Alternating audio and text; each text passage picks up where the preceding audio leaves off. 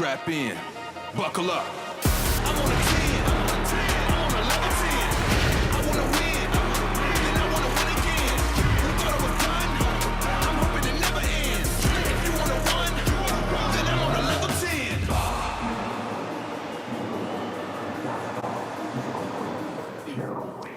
Hello everybody, and welcome back to the Drift Masters Championship. We are here, it's the 2026 season, and we are back in business, baby. We are in Rome for round one at the Vallelunga circuit. We've got new tracks, new drivers, but old commentators. Thank you very much, Becky. Yeah, look, it's amazing that. to be back. It's great to get the action kicked off. It feels like the off-season was forever, right? It was a long time. It's taken us a long time to get here. I mean, I'm delighted to see you back here. I mean, it's nearly 30 degrees and you've still got a hat on. Yeah, you don't want to see what's underneath of it, so we'll just keep this going for now. Yeah, it's a good setup. What are you looking forward to this season, boys? I'm looking forward to two new tracks. One, where we're at right now. I'm also looking forward to Helsinki because, again, another track, no data, which is what I find really interesting to see the drivers and the team struggle a little bit. Apart from that, Becky, how about you? Do you know what it is? I love seeing fresh faces in the paddock. I mean, young guns, real hungry to try and take that top spot. Connor Shanahan's got a hard job on his hands this year. He certainly has, and you said this yesterday, Jacob. Yeah, it's going to be a tough year for him. There's a lot of people that are coming up, a lot of the wild cards that have come in at the different rounds. I got a preview for some wild cards coming up. I mean, drivers-wise, the selection and the competition's never been crazier. We got to talk about qualifying yesterday. I mean, some high scores on the board. We got triple 95.5s out there. Yeah, we did, and we had two drivers locked out at the top with a 95 and a 90 dead on the board, and it come down to formalities of who took it over angle, style, and everything else. And look, this is interesting to see because guys have come out of the gate straight away at round one, hitting on all cylinders and knocking the ball out of the park because no one's messing around this round. It's been a bit of an evening for a couple of our drivers. We've had engine changes, we've had gearbox changes. It's always the same story every year. You never know what's going to happen next. Yeah, there was a lot of mechanics working late last night. There's mechanics working right now. We've had a couple updates, so I'm sure we'll get into, but there's been more engines out in the first round than I think I've ever seen before. Normally these cars are pretty sorted, but this track has just been abusive on them, so I wouldn't be shocked to see more mechanicals. Well, we are going to catch up with our drivers in just a little bit. Guys, you've got a job to do. We certainly have, yeah. Get yourselves downstairs into Becky. that commentary booth because it's going to be a big round. Save your voices. Now, guys, let's take a look at the calendar for this year. We have 7 tracks this year with 2 brand new ones, kicking it off in Italy with round 1, then heading to Spain, Ireland, and then the brand new round in Finland. Then it's Riga, baby, then the Iron City, and then all roads lead to the PGA Narodowe with the big Red Bull final in Poland.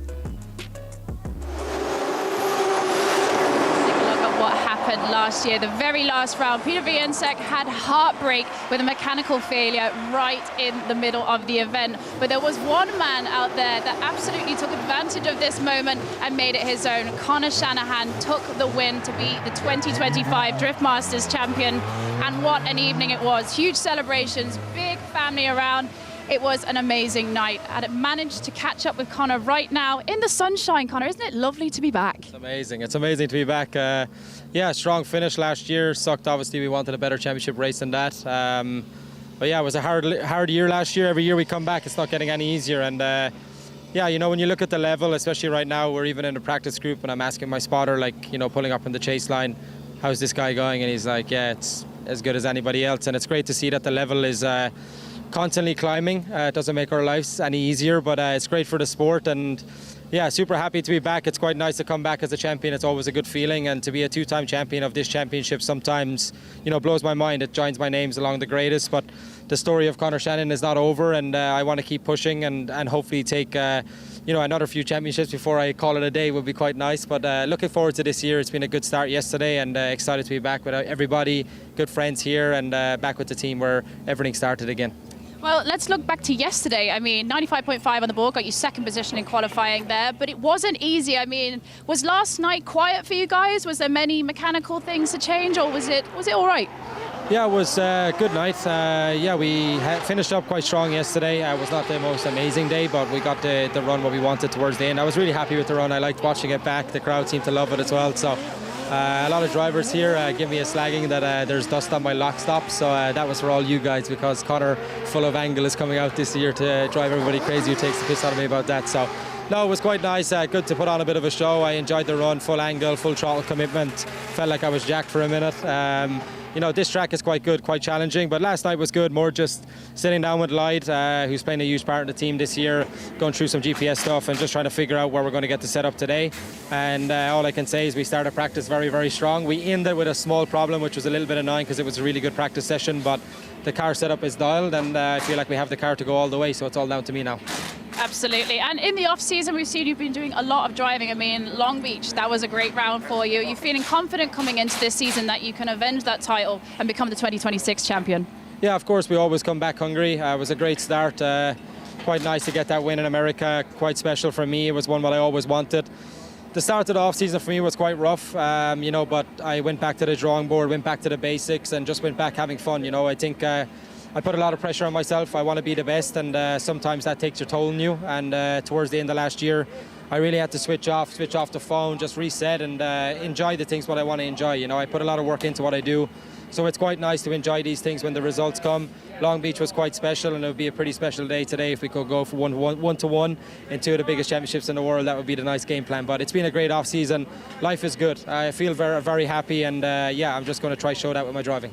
Absolutely. Well, good luck in your top 32 battle. I know it's always a little nervous wait before you get into it, so go chill out, and we'll see you on the track. Thank you, guys. All right then, guys. So, top 32 battles, eh? It's always such a nervous time for the drivers. They can do 20 championships, but you know, you're watching them in the car, they're wringing their hands, they're getting ready because, you know, with this sport, it all comes down to those 30 seconds you're on track. You never understand the pressure that these drivers feel. And we try to get a few of the stories out of them. You know, I don't try to push them too much, but honestly, drifting is an absolute war of attrition. The things these guys have to do on the track is crazy. Well, here is another man who will be feeling the pressure a little bit today, Peter Viensek. Peter, you had a great day yesterday. You know, we had a chat with you and your qualifying run went lovely. Then you didn't come out for your second qualifying run. Can you tell us what happened? Yeah, unfortunately, we found out that there was debris in the oil, so you don't want that. So the team decided that we won't run the second run simply and start to fix the car, which went well. Today we checked the car, everything is good, so I think we're good to go. How was practice this morning? Is the track looking nice and hot out there? Yeah, definitely. But to be honest, it's quite similar as yesterday. Maybe it's not as windy, so it's a bit warmer in the car. But that's the only difference from what I felt. It's definitely a bit worse for the team because it's warm out there. It definitely needs to put some sunshade, but fingers crossed we're going to figure it out and survive the heat. What's the plan for today? I mean, I know you like to stay out the heat, calm yourself down, get ready. Have you got any new little strategies for yourself for this year? Not something particularly new. We definitely, as usual, after qualifying, are trying to just get some more grip and figure out what's the conditions out there when the car is gripped up. It looks quite okay, so now fingers crossed that we'll be able to repeat the runs and simply stay on the right road. Stay on the right road, absolutely. Well, good luck in your top 32 battle, Peter. We'll see you out there. Well, there you have it, guys. We've had a short chat with our drivers. We've caught up with them. The nerves are high, but this is a brand new season. It's all to play for. Let's hand it up to our kings of the commentary box, Ian Waddington and Jacob Gettin. Guys, it's a scorcher. It certainly is a scorcher, Becky, that's for sure. Thank you very much for being down there and with us all weekend. My name is Ian Waddington and I am joined by my very good friend, esteemed commentator, Jacob Gittins. Jacob, it's a heater this weekend. Yeah. The pressure's on. The pressure cooker has been turned up to 100 already at round one. Yeah, and the temp is rising too. It's a lot warmer here today with that wind gone. I mean, the track temps are going to go up, and a lot of the setup that these drivers might have had dialed in yesterday kind of goes away with the wind. So we'll see how they're able to get around the track. Yeah, we're going to see how they get around the track. As you can see, fans already filling the grandstands and all the way around this incredible circuit here in Rome, the Vallelunga circuit, proving yesterday in qualifying to be a tough one. But today, it's going to be even tougher as two guys head out side by side to be crowned the winner of round one. Let's take a look at what today's schedule is going to be, though, because we've got it absolutely stacked, all exclusively live, of course, on Red Bull TV, top 32 all the way through to top 16. And these are the times. We're live right now. As you can see, top 16 kicks off at 5:20 p.m. local time. If you're wondering, we're going to probably bring all those cars down for a parade for those guys in attendance, and then we're going to kick it off, the big part of the show, we like to say, and that is where we go all the way through to the final, to the podium, Jacob, where one of these guys will be crowned the winner and take away maybe the foundation for the rest of the season. Yeah, this really sets it up for the rest of the year, and you do well here. You've got yourself a nice little head start for the rest of it. Certainly is. Well, we've got 2 new guys in our judging booth this year alongside our old commentator David Kalas. We have Tormo Levimäki and as also with him Rasmo Rios. Those guys will be our judges for the 2026 season, and a tough day today, a tough day yesterday. But we're going to throw it over to David Kalas. David Kalas, any new things we should know? Any changes to the rules? No big changes. The biggest change what we saw was already yesterday, and that there was no qualification showdown. So we haven't had battles yesterday, but we will definitely have battles today. And when we are looking on the battles, we can go a little bit how we are judging them. So for the leader, we are definitely looking what we were looking yesterday. We would like to see that sweet qualification 100 points run. Nobody was able to reach the 100 points, but hopefully we will see as close as possible to 100 points. For the chaser needs to get as close as possible to the leader. Leader is his moving clipping point, and they need to be close as possible. But they need to mimic the angle, they need to mimic the line, and also the deceleration points. On those 2 big straight lines which we are having here on this track, we would like to see mimicking and the same time of transitions. So that's what we would like to see and what we will be judging. Thank you very much, David. And for you guys at home wondering what it's like to take a lap around this circuit, what it actually demands, there's no one else better to talk to than the man that has won it all in the past. Let's take a ride around Vallelunga with the one and only James Deane. What's up everyone, James Deane here. Come with me as we go for a lap around Circuit Vallelunga in the Ford Racing Mustang RTR. Okay, so on this track we're shifting 3 gears up the straight, first, second, into third, initiate with the handbrake and straight onto the power to fill the first outside zone. After that we're wrapping inside slightly to get the first inner clip, back out to the outside zone, transition, decel, outside zone again before coming into the second inner zone. After that, power wide out to the outside zone that's coming next, another outside zone, quick transition, and you're filling the second last outside zone before one final transition. One last zone to go, and that's one full lap around Circuit Vallelunga. Well, there we go. It looks simple, Jacob, but I'll tell you what, it certainly isn't that easy. Yeah, he made it sound very easy. All you got to do is this, but 9 zones, a lot of craziness, a lot of different ways to go around the track, and this is one of the zones that's going to differentiate our top and our bottom drivers. That is zone 4. A lot of conversation around it yesterday, a couple different ways to take it, but we're seeing drivers go real big there, lots of angle, using it as a decel point, and sets them up really nice for 5. It certainly does, and yeah, I think we're a lot gain and loss there on outside zone 4, and especially here as well, outside zone 8. It wasn't really something we looked at before we came here, and then we thought that this would be a situation, but it certainly is. You don't get into it, you don't snap to angle, you wash wide and one wheel over onto that green part of the track there, over the white line. Judges saying that is a wheel off, so we're looking for a real clean line into there. Also critical as well there for the chase car to not be too far into the pocket. You kind of want to be wheel to wheel almost at that point. Let's take a look though at what guys made it through and who is battling off with who, because we've got stacked top 32 already. Yeah, I've been reading through it, and there's not a bad battle in here. I'm super pumped. I mean, Dwayne McKeever and Timo Asunmaa, that's how we start things off. That's wild. It certainly is wild. As you can look through all the way to the final battle, Kevin Purser and Nasser Al-Bali, we picked out 2 yesterday, 2 for us that were standout battles, that's for sure, Jacob. And it's one of these. Heat 6, Oliver Randalu to take on Nicolas Bertans. Now, we know Randalu's fast, but Bertans, earlier on in practice, was unbelievable. Yeah, he was so fast. It looked like they had to pull a little bit of grip out of that car just to get it back into a point where he could chase it. It was so fast. And then after that, I mean, this is the next battle that we've got teed up for today, and that is the last battle. Is Kevin Purser and Nasser Al-Bali.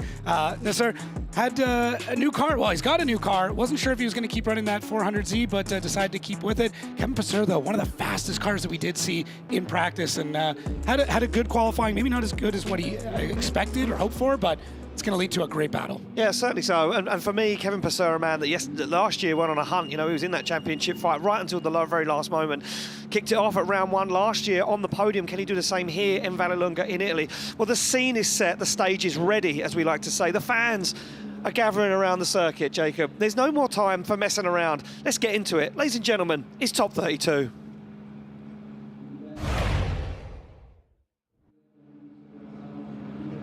Well, here we go, on the line already with cars, and a heated battle straight away. It will be our first place qualifier to take on the man that looked very good in practice, but sits in 32nd place in qualifying. It will be McKeever to take on Teemu Asunmaa. McKeever, a higher qualifier, opting to lead first. Now, we spoke a lot earlier on, me and you, in the spotters area with a lot of the spotters talking about tyre wear. Yeah. It's a very long circuit, and a lot of the spotters were saying that if they had the opportunity, they would swap, they would go in the chase position first, so they had more tyre or less tyre in the lead position on the second half of the run. It was all about tyre management. They didn't want to blow their tyres off in the first half, leading the car out, trying to drive away. McKeever opted to lead first. There we go, on the line, ready to rock and roll.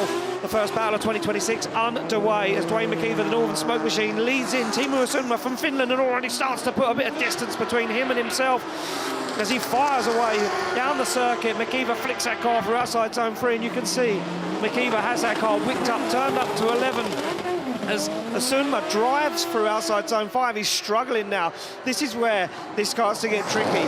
There's nowhere on this circuit to make a dive. There's nowhere to shortcut. And Asunmaa trying everything he can to get himself back in the fight. And you can see McKeever is up and gone. McKeever's car is so quick, and it does bite him just a little bit, missing on 5, but other than that, it's still really, really fast, and he's got it under control. It's going to be interesting when they swap things around, but for right now, it's all the Northern Smoke Machine out front, and just look at the gap that he's able to pull over Asunmaa. It's pretty crazy, and there, that's what I was getting at. Sorry, it wasn't 5, it was a 3. 3, yeah. Yeah, I just wasn't able to. Sorry, 2. Man, we're going to get all the zones down, don't worry about it. But it shows just how much speed he's got in the car. It's really gripped up, and Asunmaa having to try and find some spots to regain, but just not able to at any point in time. Now that we swapped them around, it's going to be interesting. I think Asunmaa in the chase probably ate up more tire than what he might have expected to, because he's just trying to get back into this fight. So it's going to be interesting. Tire wear, tire conservation is going to be a big, big topic, especially here in top 32. I think by top 16, they're going to get it dialed. Yeah, they're going to figure it out. Yeah. What was interesting, though, in practice is we saw a fair bit of tandem, but we didn't see a lot of, like, really hard tandem. No. It seemed like everyone was trying to figure out stuff still, so it'll be an interesting day, to say the least. But for right now, Dwayne McKeever's got a big, big advantage other than missing that one zone. Yeah, exactly that. And as we swap them around, I wonder if Teemu Asunmaa now is probably thinking, look, McKeever maybe he doesn't have enough tyre. And I think the tyre, we're going to talk about it a lot today. I am going to warn everyone, because I think it's going to be a big part of this. I think it's going to be that and those 2 zones we pointed out earlier. I think it's going to be a big part of how this plays out and evolves over top 32.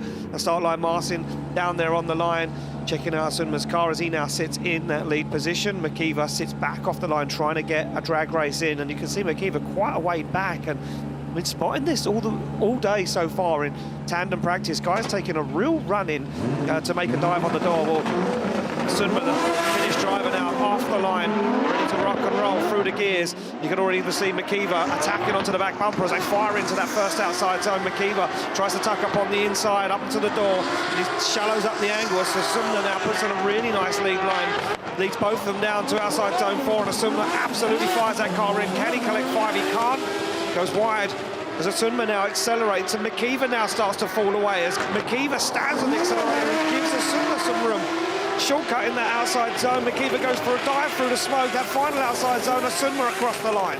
Yeah, really, really interesting. And Mr. Class talked about it a little bit in his track explanation, but the big thing during these long straight sections that they're looking for is just mimicking, getting the timing right, making it look like a dance. That's really what they want to see in that section, because to try and dive into the pocket during those long straightaways, it's going to be really tough. And for Dwayne, I mean, he's the kind of driver that wants to be on the door, the fender, the wheel at all times. So having to back off a little bit is just out of his nature. But Asunmaa struggled a bit there through 5. Dwayne, you can see here, he wants to go for that dive in. He's got to hold back just a bit, but he does a great job of synchronizing the transitions, which is something that they're looking for. So it'll be an interesting decision here from the judges. I think they both struggled just a little bit in the lead, but if we're looking at total proximity, I think Dwayne's got him beat. Yeah, I think for me personally, I think Dwayne has, you know, really kind of stole a little bit out of this one. It was a good lead, a nice chase, but something to give him a good chase as well, good lead, sorry. So it'll be interesting to see what way the judges swing. A lot of deliberation going on, and we see some beautiful slow-mo shots from our production team from Red Bull TV. Both guys out of the car, down there in the pit lane, ready to receive that decision. see that pop up on your screen and see who takes it through to the top 16. McKeever, as always, cool, calm and collected. Maybe feels like he has that one in the bag. Yeah, maybe. I don't know. It's tough. This is the first time we're here at the track doing this, and we like to think we know what the judges are thinking, but sometimes there's other stuff that they spot. They've got incredible eyes, and they're able to pick up some things that we don't necessarily catch on the first go-around. So we'll see. Waiting on that judge's decision to come up, and we'll have our first battle over already. Yeah, so we will just wait for that decision to drop up on your screen, and we'll see who is going through. Here we go. Slide them left for Tim Asunmaa, right for Dwayne McKeever. It's one vote. It's unanimous. Dwayne McKeever gets the win, advances through the top 16. I think Timu knew that in that chase. I knew he probably felt like it was very scrappy. He was really struggling to try and keep up that pace, and it's going to be a tale of the tape as we move through. It's going to be up next, Harry Kerr to take on Marco Zakouril. Now look, first one of our drivers is opting to chase first. Harry Kerr is your higher qualifier, up there in 16th place. Zakouril only 17th, so not a lot splitting these two guys, but Harry Kerr opting to chase first. I like this decision from him, I really do. I'm hoping it plays out the way that he hopes it did. He was one of the drivers that was really trying to get the tire game sorted in practice. I went and snooped around, looked at the tire pile afterwards. It looked like they did get it locked in, but why not? Let's get some really, really good tire at the beginning, and then when you go into the lead, you can slow things down just a little bit. You don't have to worry as much about it as long as you're able to get around. But I'm really, really excited here because Harry Kerr's chase game is usually pretty nasty. Well, he's a rookie this year. He made his name at Drift Masters in 2025 at the round 3 in Mondello Park. And look at this, already creeping off the line. It's going to be Kerr to chase down Marco Zakouril. They fire in. Oh, very nice from Harry Kerr. Tucks up on the inside straight away. Zakouril in that Volkswagen 2-litre engine squeezes 700 horsepower towards the tarmac. But look at this from Harry Kerr on a really nice line, maybe even wider than Zakouril. Oh, washes a little bit. Takes avoiding a line there to not make contact with the back of Zakouril. Let Zakouril disappear a little bit down that fast part of the circuit. Now back into it. Zakouril fulfills all of that outside time. Big flick, big back for Marco Zakouril as Harry Kerr goes for a dive onto the back bumper. Yeah, just a little overshot there in 5, and that's all it took for Harry Kerr to start to lose a bit of the pace out of this run. He came out of the gate really strong in the chase. Love how close he is at initiation. Times it really well, pulls angle just a touch. He's a little bit delayed on that angle, so it allows him to get a bit more forward drive to get into the pocket of Zakouril, and he holds it so well. He looked incredibly stable. Often in the chase, especially with younger drivers, you'll see them want to make 100 adjustments to try and get the perfect. Yeah. Harry, very smart. He just left it. He went, okay, I'm in a good spot. Let's just leave it here. There's a bit of a slower transition from Zakouril, and I wonder if that's what caught Harry out through that section. Zakouril didn't really snap to angle. He just kind of slowly brought it out, and maybe Harry, just because of how close he was, thought it was going to come around a little bit quicker, and it didn't. He does a great job catching back up. He doesn't completely straighten out. He's still trying to fill the zone, as you can see. Yeah. He's left foot braking to make sure the car is still in the zone. That is, in my opinion, the best way to catch up. You don't want to completely throw away the entire run for proximity. You're still doing a good job of keeping the car in the zone. But either way, he's going to feel a little bit behind the 8 ball with that small mistake at 5. Yeah, certainly so. And take a look back at these shots. I'm just looking at how much of a nice lead line Zakouril gave. Yeah, Harry Kerr, that's something that I was really focused on there, was trying to see where he positioned the car. And you're right, that transition to 4 was very slow. Yeah. Didn't snap to angle like we were seeing yesterday in qualifying. Is that a game plan? I don't know. I think it seemed like that's what Zakouril was doing in qualifying and practice, so I think it's up to Harry's spotter to let him know that. There we go, they're off the line. Harry Kerr to lead out Marco Zakouril as they fire through the gears. Harry Kerr, big clutch kick, fires that car to angle. Zakouril straight into it. A little stall up though, but back on the throttle. Zakouril lost in the smoke. Now he finds the rear quarter panel of that BMW as they fire down the hill. Look for outside zone 4. Harry Kerr, big snappy transition across the circuit. On the handbrake, on the accelerator straight away with this nose shaking. Marco Zakouril as he squeezes up onto the rear bumper. Good transition from Zakouril. Tucks himself down the inside. It's brave from Zakouril as he dives into the smoke on the front wheel. Zakouril got this absolutely worked out, but Harry Kerr's lead line is phenomenal. Yeah, that was a great run from both of them. Harry did exactly what he needed to do, and Marco Zakouril had some very veteran moves in this as well through the transition a little bit later on. But at the start of this run, Harry Kerr looks really good. A lot of left foot brake there to hold that car in place. Yeah. You could tell it wanted to escape. It wanted to run off. Zakouril does a great job of sitting in the pocket. He is getting absolutely pelted with smoke at this point in time. Does miss that zone in the chase. And then as we transition through 4, he actually holds back just a little bit to see where Harry Kerr is going to go. He's caught a little bit on the inside. And then through here, this is where Zakouril really shows his intelligence. He gets caught up, doesn't overcommit through the transitions, but it allows him to regain a little bit of that proximity. And I think that's going to be key for everybody in the chase through that section, is just be a little bit delayed on it so you can pick up a bit more, or close up a little bit more distance. But yeah, Harry Kerr, great lead run all the way through. Marco Zakouril, I think he took advantage of that in the best possible way. Ooh. Did he make it? He didn't spin over the line, did he? Okay, no, we're good. Okay. I missed that completely. Yeah. I think Harry was so wide. Yeah, I mean, this is what the judges are looking at. I think 2 wheels over that final outside zone. Something that we didn't see from that first initial camera angle. But hey, it's Red Bull TV. We're back with all of the angles. I know. Drones, onboards, the whole lot. We're not missing a thing this season. Once again, at Drift Masters 2026, both guys out of the car. Look at this, a nervous wait for both of them to decide to see what the decision is. Harry Kerr shakes his head. Maybe he thought there was a mistake and he's looking back at the replay. Slide him left for Kerr, right for Zakouril. Who's it going to be? It's going to be Marco Zakouril taking the win, and look what it means to the Czech driver as he takes down a man that everybody was a little nervous about when they see him pull up this weekend. I wonder if Kerr ran out of tire at the very end, and that's when we saw him with that over rotation.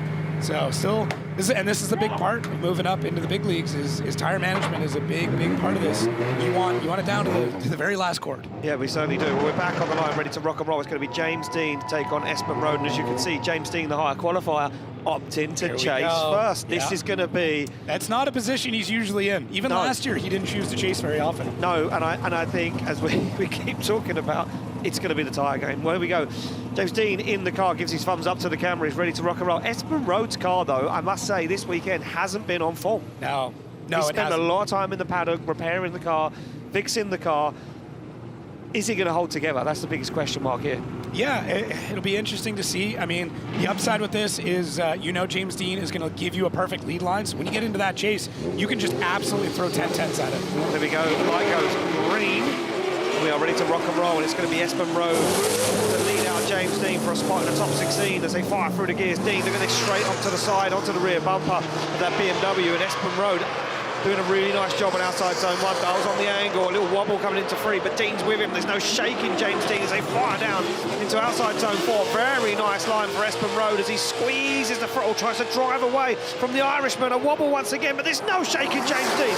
Brave moves from Deane as he sticks it to the door. Oh, what a brave transition! The bumper's off in the face of Deane and across the line. Wow! Was wild. That was wild. I don't know if you heard it, but there was a loud bang when they came through 8, and I don't know if that was the contact or Espen lost a tire or what happened, but that looked like it was going to be a really nice, clean, tidy run, and then it all went to shambles in the end. Fireworks at the end. Oh, that's all right with me. James gives Espen just a little bit of room, just a touch to kind of go, okay, where are you right now? How's the car? How's your confidence? And then starts to reel him in. In usual James Deane fashion, as he's aging, he's getting even more. He's getting smarter with his runs too, and it's incredible to see. But he's not giving Espen an inch. So even through this transition, Espen looked really, really good. It was probably the best line I've seen him take from 4 all the way around 5. It was very smooth. It was nice and wide. And then it's going to be up just after this section where things get a little crazy. There's that correction that you picked up as he comes through, and it was just around here. I heard a loud bang, and it might have been that bumper tap. But man, where did James Deane get caught up in this transition? Espen looks like he's in a good spot. As they transition around, that bumper comes off. I wonder if James just caught a piece of it as it was coming around. I think it just slapped the face of that Mustang as it came off. We're going to see it right here from so it's already dangling. Look at the transition. Oh, James ran over it on transition. Got it. Oh, and that kind of threw James a little bit there, and it threw Espen as well. Espen completely missed that final outside zone. He was already offline, though, through that section. So, I mean, that's got to be spooky as a chase driver, just to see a big hunk of something flying off, because you don't know, right? You assume it's a bumper, but it could be anything. Oh, all right, already into the excitement. Yeah, we certainly are already into the excitement as James Deane pulls to the line to lead out Espen Rohde. And Marcin's back with a duct tape. Here we go. 2026. And those LED nose grills already. It looks so good, though. I know, Keep right? them on there. What a shame. I know. Hey, these cars are built for battle, right? They're not show cars. One of my favorite conversations during the parade last night is everyone's staring at the cars. I'm like, all right, boys, take a good look. It's the last time they're going to look this good. Oh, for sure. Because today's when they're really going to start getting a battering. Here we go. go. Green light for James Deane to lead out. Espen Rohde, the Norwegian, flicks it onto the back bumper as Deane puts it in. Look at that little cheeky dive down the inside for Espen Rohde, but he's way off that qualifying line, trying to keep up with the pace of Deane in that Mustang as they fire down the hill now. Deane starts to drive away. Espen Rohde on the inside of the circuit, big handbrake drag, now making a move up into the door of James Deane, but look at the power and grip in that Mustang as he drives away. Espen Rohde, though, not giving up about a fight as he tucks it back on the inside again. Dives on more angle. It's aggressive for Espen Rohde. Wow, he's making moves, but it's scruffy from Espen Rohde. He's got all the right ideas. He's doing all the right things. It's just, it's one of those, just in years, it's going to take more experience to really like nail them down, and he will get there. Espen Rohde shows so many amazing signs of being like this next generational talent coming out of Norway. It's just getting the timing and when to use them right. Going up against James Deane is tough. You know he's going to be fast. That Mustang is easily one of the fastest cars we've got on grid. It makes a ton of power, it makes a ton of grip, and it moves in such incredible ways. So Espen Rohde, giving him a bit of respect, but trying to keep up with them. So he makes dives at good times. Through that transition, I mean, I would like to see him sink back into the zone, but he cuts it to try and get back into proximity. We know James is going to dig out of 5 and just be able to walk him. So I like that Espen did it at that time to try and get the proximity before James could take off. And then through the rest of this, it's a bit of desperation. The transitions were sick, though. I love how aggressive he got with it. Dives into 8. James uses that rumble strip, and then right through here, I'm sure we'll get a camera angle switch. Espen goes for probably the biggest dive of his life trying to get to the inside, but unfortunately he gets caught out just a little bit on the wrong side. There we go, pumping through the smoke. Yeah, I think it was just slightly mistimed though in the car. You could see the grip in the car. It popped up on the rear wheel, and then by the time he'd settled the car, he was way offline, and James was up and gone at that point, and most drivers out of the car having a chat. Espen probably saying it was a little scrappy. Yeah. I'm sorry for slapping you in the face with the bumper. It's a good run, though. Big smiles, though. It certainly was. Well, here we go. Left for Deane, right for Espen Rohde, and there we go. James Deane getting the win and moving through into top 16. Oh, wow. All right. This is going to be one of the most exciting top 32s I think we're going to see this season. My heart's going, man. It's not all the espresso. My heart's going. Track is really doing things. Well, here we go. We're back on the line once again. It's going to be Diogo Correia to lead out Simon Olsen. And Olsen, the higher qualifier, opting. Yeah, he's chasing first. Opting to chase first again. Yeah, camping though with the Deane M Sport James Deane crew this year. This was formerly James Deane's car. Still is. He still owns it. Still is. He's just renting it out for the weekend. He just gave him the keys and said, hey, buddy, take a spin in my ride for 2026. James Deane saying, what a car to drive. And that's Simon Olsen saying he's really getting to grips with it, but Diogo Correia been looking good, been piloting this car for many years now. What can the rookie do? As Simon Olsen looks for the side of Diogo Correia's BMW, gives him some room to manoeuvre, now starts to make an attack onto the rear wheel as Diogo Correia fires down for outside zone 4. Olsen shallows up the angle, now dials it on, almost tags the rear quarter. Has to take avoided action, moves back into it though, gets himself back into the fight. Bumper to bumper transition, not messing around for Simon Olsen. It's scrappy though now for Diogo Correia as he tries to drive away from Simon Olsen. Olsen looks for a dive and can't get there. Yeah, it was interesting. Simon didn't ever look settled in the chase, but Correia didn't really look settled in the lead either. No.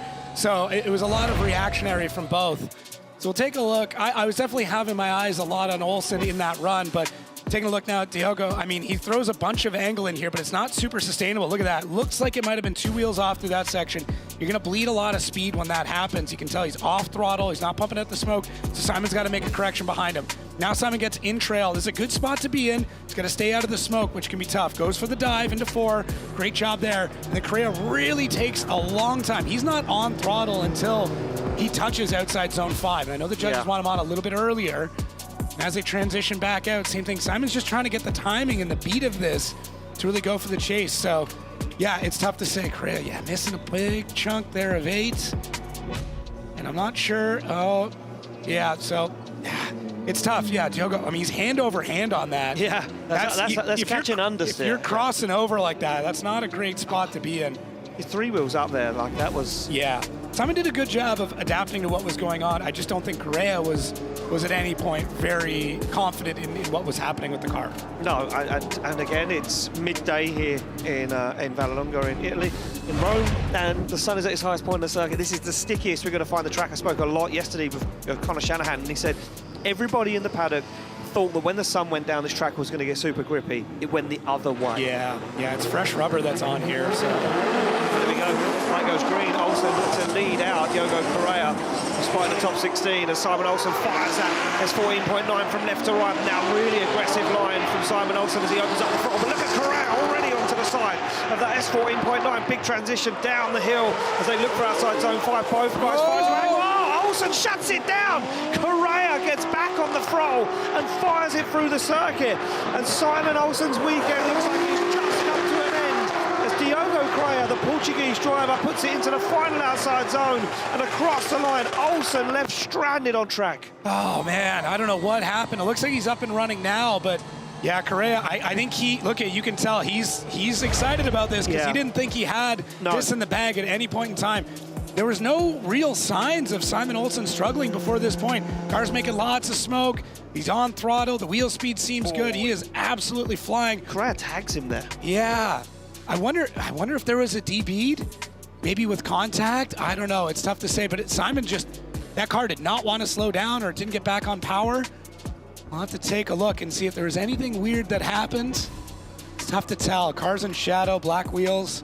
Doesn't make it any easier for us. Well, it looks like Simon Olsen's looking down at the dashboard. These guys obviously all running these digital LCD screens inside the car, and Olsen just shuts it down, and there's no clear indication of what it could be as he's got himself off the circuit. Maybe we'll get word with Simon Olsen to find out what happened with that car on that transition. Such a shame. Olsen was looking so strong. I'm trying to see through our replay system and what the judges are looking at, see if they're able to pick up on anything that I've missed. Usually they'll point at me and wave their hands a whole bunch. And yeah, okay, they're saying we didn't miss anything. We didn't miss anything. Yeah.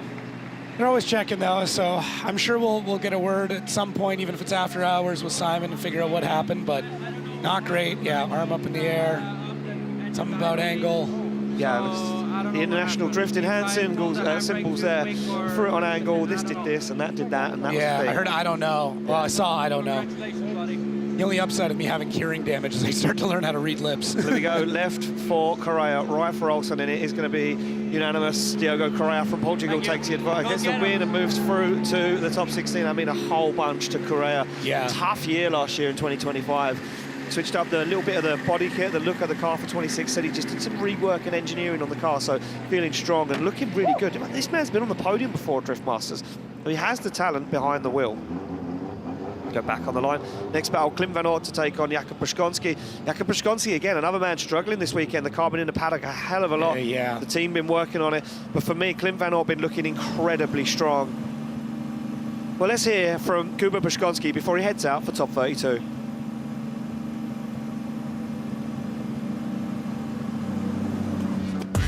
I'm really excited. I'm really waiting for the season. We did hard and a lot of preparation during the winter. The goal is to be better than last year for sure. With the upgrades with the car, it could happen. Well, upgrades to the car, I'm not sure if some of them worked, but we're going to find out as they go through because, like I say, this guy been in the paddock a lot. The man whose upgrades have worked, one of them was the upgrade, the new software for his brain. Yes. Because he got rid of that monster on his back, that qualifying gremlin. As now, we see Clint Van Oort in that chase position. The lower qualifier is chasing. Przygonski opts into lead first. Look at that, though, from Clint Van Oort. Tag on initiation. Clint Van Oort super aggressive. Przygonski into that first outside zone. Now picks up the throttle. Down the hill he goes, but there's no shaking. The Dutchman, as Clint Van Oort once again, attacks the side, goes heavy towards the door of that GR86. They both wobble as they transition down the circuit. Clint Van Oort back into it again, snaps to angle. Przygonski trying to drive away from the mad Dutchman as he flicks it through. Przygonski on a very nice line, but look at that Van Oort side by side. If Clint's on track and you're in the front row, there's a good chance you're going home with a piece of fiberglass. So Clint's a madman. Yeah, the mad Dutchman. He's wild. Now, what I want to see is, did Kuba get on throttle in time? Yeah, it took him a minute. So Clint, he's going to go hard at initiation. He's going to try and basically catch doors with them right away. And I think it took Kuba a second to really get that car lit up. So let's see. Nothing. He's in the zone, and now it's on. So I think that first contact would go more towards Kuba, or towards Clint on that. The fault would be on Kuba. Yeah. That's going to be a kind of a defining moment through the rest of this battle. But, oh yeah, we're definitely taking a hard look at this. Yeah. There's no tire smoke. Look, Kuba's not on throttle. At the moment that Clint hits him, Kuba's not on throttle. Look at this. Look, There it is. bam. Oh, he just dropped the handbrake, the e-brake, the whatever you one. want to call it. Yeah, the drift stick. drift stick. he gets around. Now through the rest of it, Clint's probably a little frustrated. Oh, and, he'll be mad. He at gets that a point. little hot-headed from time. And then Tax him another again on the top. But again, you know, Kuba's gone wide. Kuba's gone wide. Yeah. He's sacrificing throttle to get into 5, and you can see Kuba down there just making sure that car is ready for use. Clint hits him again because watching Clint in practice, he was on throttle very early into 5. He was one of the drivers that really, you know, lit those tyres off and got through 5 nice and early. So Clint would have expected Kuba to do the same. Judges taking a lot of notes right now as they get back onto the line. It's going to be Kuba Przygonski to chase down Clint Van Aert as our start line marshal. Marcin down there, just taking a look at the rear of that car. Which, rightfully so, it definitely saw a bit of an impact. Body kit looks good, though. Maybe letting Kuba The know car what's up. always looks amazing. It does, yeah. Oh, okay. Oh. Seeing the hand signals going, maybe just saying, yeah, I got hit.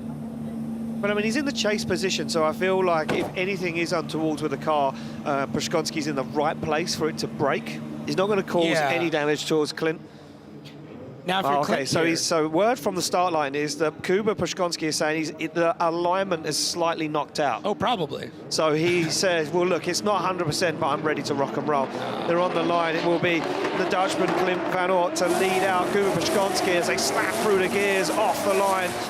Clint Van Aert fires that car in, big handbrake drag, but then opens up the throttle, dials on the angle. Clint Van Aert, the back of the car, bouncing around as he squeezes the accelerator, trying to drive away from the Polishman. Side skirt, body kit flying in the air, but look at Clint Van Aert on throttle so early through 5, and he's absolutely up and gone. As Van Aert smokes out the drone, he's gone down the circuit. And Przygonski now going to make a dive into outside zone 8, but he can't catch the Dutchman as Clint Van Aert fires into that final outside zone. That is brilliant from Clint Van Aert.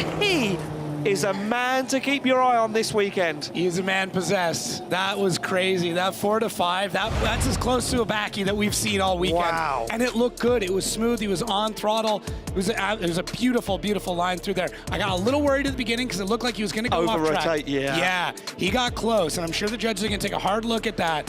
But I don't know. I'd be forgetting about it pretty quick. This line out here looks solid. He gets on throttle, fires through 3, and then look at this. Oh, he's already on throttle before he's left the zone. Yeah. And now that's one of the first people I've seen that's doing that. Yeah, there was a couple yesterday, not many. The Shanahans were throwing some big angle there.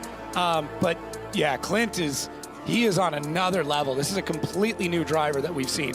1, 2, yeah, and then back on throttle. And he's getting, a lot of drivers are grabbing the handbrake partway through the zone. Clint's getting it done before. Yeah, I really like that. It's like Clint Van Aert took the judges' rulebook for this round, went home, read it a million times, studied it, downloaded the software, and said, I know what to do. Yeah, so the only thing that might come back to bite him on this is going to be potentially 2 wheels off at outside zone 1. I did see them taking a look at that pretty hard. We've got a couple of replays. He's right on the line, though. I mean, I don't think that was if it is 2, it's not by much. Yeah, exactly that. Oh, man. Well, there we go. Clint's got to be happy with that. I know you know what? His dad right now, I bet you, is just dancing in the pits. He's a good dancer, too. I don't know if you knew that. Great dancer. You partied with him a lot? I've danced with him. You've danced with him. Okay, I think we'll leave that conversation there. Yeah. We've got both guys out of the car. Przygonski's like, why did you batter me? Like, what was the... You seen how clean my car is? Yeah. I need your insurance number, please. There we go. Yeah, I think Przygonski's like, look, at the end of the day, I give you everything I could, and I'm sorry, but this happens. The judges taking a look back at replays, and I don't know if this is as settled maybe as we think. I could be wrong, but the judge is still looking over footage and taking notes, and 2 good guys behind the scene as they shake hands. Who's going to be left for Przygonski, right for Van Aert, and it's going to be Kuba Przygonski. All right. Getting the win. I'm going to have to throw it to you, David Kalas. Completely not what I assumed. Yeah, I need to say that Clint was having like killer moves on the lead position. That was really nice, and we don't understand where he found the speed coming from that hairpin onwards. That was amazing. However, we cannot allow to the drivers, if they are hitting hard their leader in places where they are allowed to manage the speed. So Kuba was hit it 2 times. One time it was on the initiation, where Clint did the same thing of deceleration when he was leading. So here we can see that that was quite a hard hit, and it is very hard for the leader then to adjust to the track itself and not go out, which Kuba did quite good. And then he was again hit it when they were coming together into the hairpin. So there were huge 2 mistakes from Clint. So even though he was having really good lead and Kuba was not able to keep up properly from outer zone 6 up till outer zone 9, still those 2 mistakes from Clint were just too big to let him through, even though Russ thought that he would rather see it one more time. Okay. Thank you very much, David. Yeah, fair enough. Look, I mean, look, we're just drift fans. We like to see cool contact. stuff. Yeah. cool stuff. We like to see body kits being knocked off, drivers going head to head, hitting each other and doing all that sorts of crazy stuff. Right, we're back on the line with our next battle. Randalu, the higher qualifier, he says to Nicolas Bertans, show me what you got, baby. I like it. I like the move. I throw the young gun out front, and here you go. We're going to see a complete mix all the way through this top 32 and top 16 and wherever we go with this, because things are going to be upside down. I think different people are going to choose different things, predicted on tyre wear as well. Nicolas Bertans, though, it must be said, jumping into this new Eurofighter for 2026, a full season ahead of him, looking really strong, very fast as well. Yeah, super fast. He's able to also make it look good. He doesn't look like he's fighting it. That kid was born in speed. He certainly was. Well, here we go. This is one of our highlight battles. As we come off the line and through the gears, it's going to be Nicolas Bertans to lead out Oliver Randalu. Randalu, the man that jumped on the podium last year. Can he do it again this season? Looks good so far as Bertans leads him around a really nice lead line. Randalu straight onto the back bumper. Wow, Bertans and Randalu. Mirrored image, mirrored angle through outside zone 4. Now back on throttle once again. Look at Randalu, ready to make the attack straight away. Fires down the inside. Wow, Randalu is ready to risk it all as they fire in front of the judging tower. Oh, Randalu on the inside of the circuit.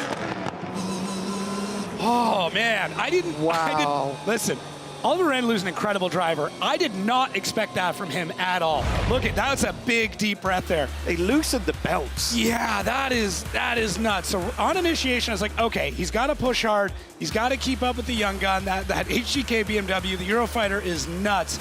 But then when it came to the transitions, Randalu was hucking that car so hard, and I think it was just he knew how fast the car was going to be, and he had to slow it down really quick. And that's one of the things that those BMWs are really able to do. As soon as they come around, I want to see, is this a transition? Oh man, he slams that car sideways. Look at this. I thought Randalu was going to loop it right here. I thought it was over. He's got more angle. He's caught even wider up, but when he gets on the throttle, he stays with them. Crazy.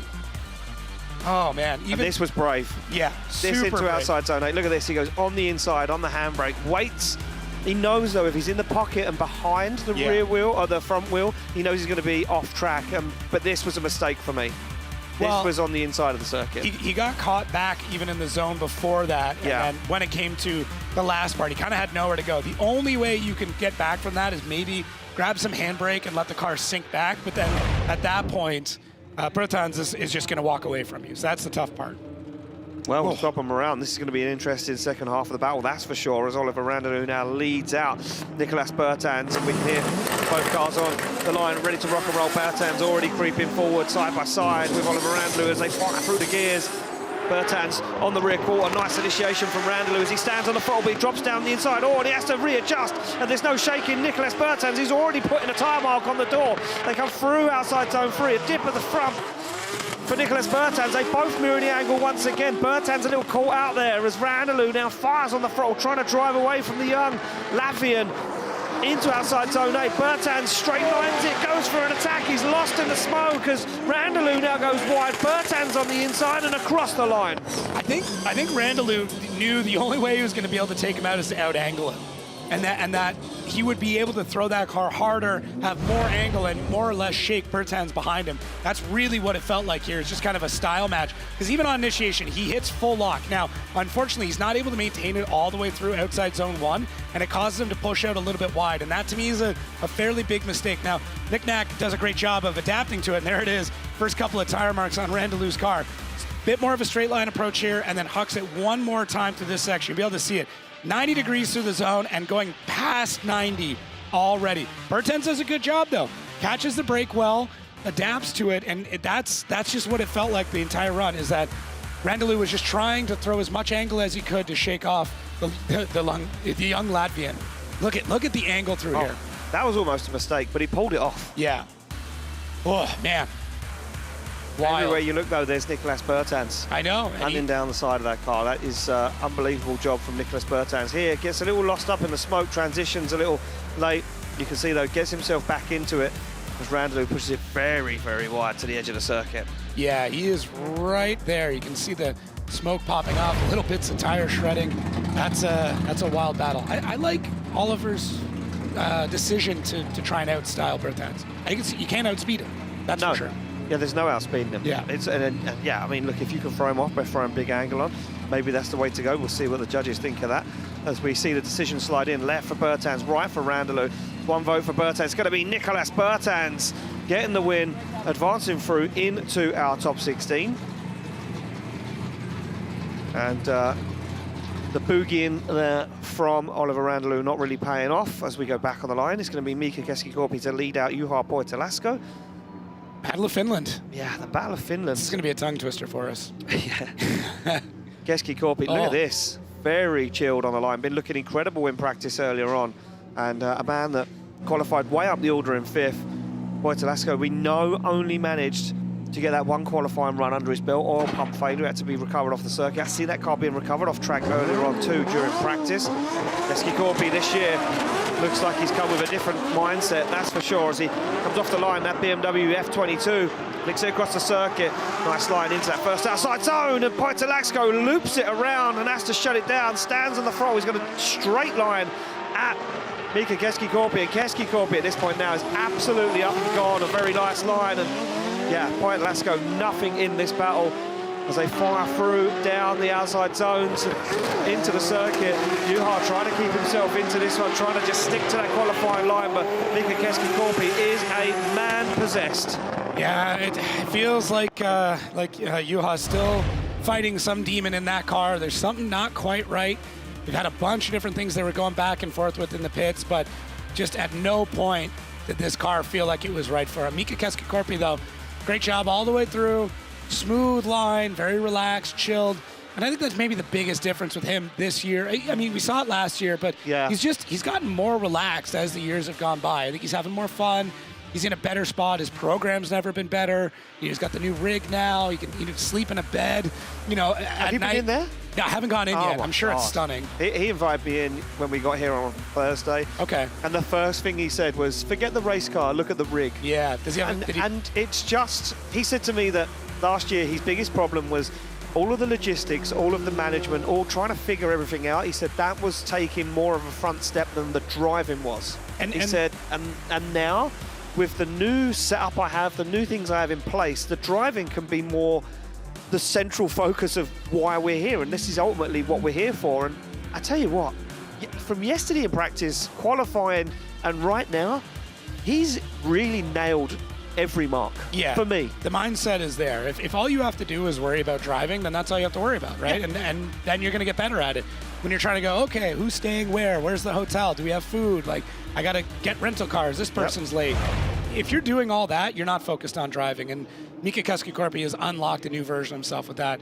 Now it's going to be interesting is with Juha Pöytälaakso out front and possibly some mechanical stuff. Mika's got to stay back just a little bit and see what happens, because you don't want to bin the car chasing another vehicle that might have some damage. Well, there we go. We're going to find out as the light goes green. It's going to be Pöytälaakso off the line.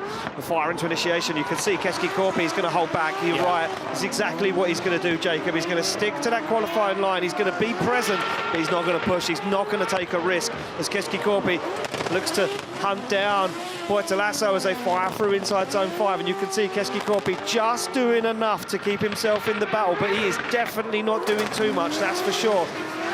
As Juha trying everything he can to put on that clinical lead line as Keski-Korpi squeezes the throttle just up onto the door across the line. Yeah, smart move. I think it was enough. There is something called an inactive chase, but I don't think that meets that criteria. So No. it is possible for the judges to say, hey, it didn't even look like you were in the same battle, and that just means you're not even trying, and that's not what we're here to do. He was still in the battle, but that's the smart move. He was present. He was present. I think that's the key word for some of these. Yeah. You need to be present. You don't need to be aggressive. Yeah. You don't want to do anything silly. Juha looked a lot better though. It's a really like fine, lean run. It maybe wasn't as aggressive as what we normally find with Pöytälaakso, but it's still good. It's still all the way around, and that almost makes that first run that much more frustrating because you know he's got it in him. You know he can drive incredibly well, but I feel like the mispractice, maybe the mindset of I don't know what's going on with this engine or how strong it's actually going to be, that all plays a factor. The mental game is something we don't talk enough about, but it's 90% of what they're doing. I think we briefly touched on it last year a few times, especially with some of these drivers. They have coaches, people to take their mind off things. They do things before and during practice and before they pull to the line. I think this year, again, it's something else that's played into not only a lot of guys working with suspension and this, that, and the other. It's coming into it. We go left for Korpi, right for Juha Pöytälaakso. There we go, unanimous. Ika Keski-Korpi. It gets the win, advances through to the top 16, and plays it cool. Yeah. Plays it cool. He's finished after all. Yeah. Right? Yeah. Gotta be cool. Gotta be cool. Gotta be cool. Gotta be cool. One of the coolest guys on grid. Great dude to hang out with. You like his hair? So yeah. you've gone for the Keski-Korpi haircut I'm trying to grow the this year. Keski-Korpi cut. Yeah, trying to cut it. Well, this one's going to be interesting. Yeah. I see these two guys battle in practice earlier on, and it was fireworks. The two Polish heavy hitters. It's going to be Paweł Korpulinski to take on Jakub Krol. Krol been finding the limits of the circuit, shall I say, and putting that car right where it needs to be. Looking good this year with a brand new livery. What's he going to do against the surgeon, the man that is so clinical? And Korpulinski, the higher qualifier, deciding to lead first as both doors slam shut. They slam those cars into gear, and it's a green light and go as Korpulinski leads them out. Only one place in the top 16 for one of these Polishmen. Who's it going to be as they fire it in? Two almost identical machines, but two very different driving styles. So look at this from Krol, already tagging the door as Korpulinski pulls him on a very wide line. Jakub Krol not messing around. Look at this from Jakub Krol, straight up on the inside once again. He knows the measure of Korpulinski as they fire down to outside zone 7 and back once again. Jakub Krol absolutely risking everything right now as he goes for another brave dive, but it doesn't pay off. He mistimes it and stalls up. Oh, well, two of the best lead drivers we have in the sport, two of the most technical drivers. The upside with that is when it comes to the chase game, you know the other driver's going to lay down something absolutely epic. Jakub Krol just came out like his chase game's always been good, but it's never been this aggressive where he's taking this much of a risk because every single one of those dives, every transition, that is a big risk he's going for. But for Paweł Korpulinski, the surgeon, he's there. He's making his mark. He's getting around the track in such a precise fashion. Everything, every single move, every transition is exact. There's not a lot of corrections in it. It's very, very smooth. Jakub Krol, man. Oh, what a beautiful shot. Look at this. This dive in, gets the angle set, dials in just a little bit more to get into the side of Korpulinski. And I'm already excited for the second half of this one because Korpulinski's spotter would have immediately been like, yeah, I don't know if you knew this, but he was pretty much all over your door. Yeah. I don't know if you felt him there, but he was there. He was really there. Apart from this big mistake, and I think it's easy for a driver to get caught up in the smoke there and mistime that transition to outside zone 9. Yeah. That's what happened there for Jakub Krol. I was going to say both are Polish drift champions too, 24 and 25. So yes, this is it. Yeah, I mean, there's point to be proven here. This is bragging rights for both of these guys. They come off the line, Krol to lead out Korpulinski. We know that Korpulinski has struggled with a little bit of aggression in the past. Can this be the year where he opens up the can of aggression and starts to throw some punches at Drift Masters? And he certainly does right now as he almost lands a punch on the door of Jakub Krol's S14.9. Shallow angle into outside zone 4 as Jakub Krol now works his way through inner 5, and Korpulinski's right there with him. Nothing dramatic at the moment, but the bumper-to-bumper transitions are absolutely ridiculous from Korpulinski as he fires up the inside on outside zone 8 and back across. No mistime transition, but he has to straighten up the angle as he pulls it across the line. Another great battle, and this is also a testament when you've got equal equipment. You know, both of them with 2Js, both of them S14s, all of that adds up to, and both of them from Poland. Like, you're talking about two very different drivers in a lot of ways, but so many similarities, and that just leads to an incredible battle here. Oh man, Korpulinski, he's got to get that aggression. It's the only thing that's lacking in his game. We mentioned it a lot last year. And it started to show up a little bit later in the season, and he took a few more risks, and I think it bit him a couple of times, and it maybe made him a bit nervous, but these chases are solid, and I think against almost anybody else in top 32, this is going to move you on. But against Jakob Krol, it's tough to say, especially after his other chase. There's no really major mistakes throughout this run until kind of at the end where Korpulinski gets caught up just a bit, and then when he gets into that transition, he finds that he's a little bit further back than where he needs to be. He's got to pull some angle out to get back into the side of Krol. So absolutely nasty, crazy set of runs here, and going to be a tough call for our judges. It certainly is. I mean, just tough. It's a tough call. I think this may come down to the mistake from Krol in the chase outside zone 9. Oh, interesting, yeah. Oh, and I can peer over and I can see David Kalas nodding his head, smiling, a beam of smile, like I'm the student and I'm learning. It's not often that he smiles, but... the first time today. The sun's out. He's had an ice cream. A little terrifying. He's had gelato. He's very happy. Here we go. Left for Krol, right for Korpulinski. Yeah, and unanimous. It's going to be the surgeon. Pavel Korpulinski takes it through to the top 16. Jakob Krol still smiling, though, happy. Maybe this year things are going to start working out for him. He's finding his feet. But for Pavel Korpulinski, he's back into it. Becky's down there with Pavel Korpulinski. Becky, he must be smiling again. Absolutely, Ian. Pavel, what an incredible top 32 battle there. I mean, it must feel good to get this off your shoulders. Yeah, definitely. The first one is always the most difficult one, I would say, especially if you are going a driver you really know, as Kuba here, my Polish fellow man. So I'm really happy to get it off my shoulders, yes. Now I need to get ready for the top 16, and I'm just over the moon that I actually got my first win in the new car. So yeah, I'm super happy right now. Congratulations on that. We'll see you in your top 16, Pavel. Thank you. There we go, he is smiling again. This man always happy. Yeah! Every time he gets a decision, he's like, yes, this means the world, we're moving forward, we're into the top 16. It's a good day. It's a great day. Korpulinski, and there we go. The Italian flags, the Finnish fans are back, and we are just reprinting our circuit. Everywhere. We're halfway through our top 32 battle, one half of our top 16 bracket done. And it's a good top 16 already. We've got McKeever versus Zakouril, James Deane versus Correia, Przygonski to take on Nicholas Bertans. That's going to be, I mean, that's. Yeah. That one's going to be really interesting. I mean, if Przygonski thought that Klimt van Aert was a hard man on hitting the car, that was the warm-up act. Yeah, I'm pumped already for that left side of the bracket. And I mean, we're not even there yet. We're gonna have to take a break in between. I don't know if you knew that. We're gonna relax. But when we do get back to that part of it, it's gonna be nuts.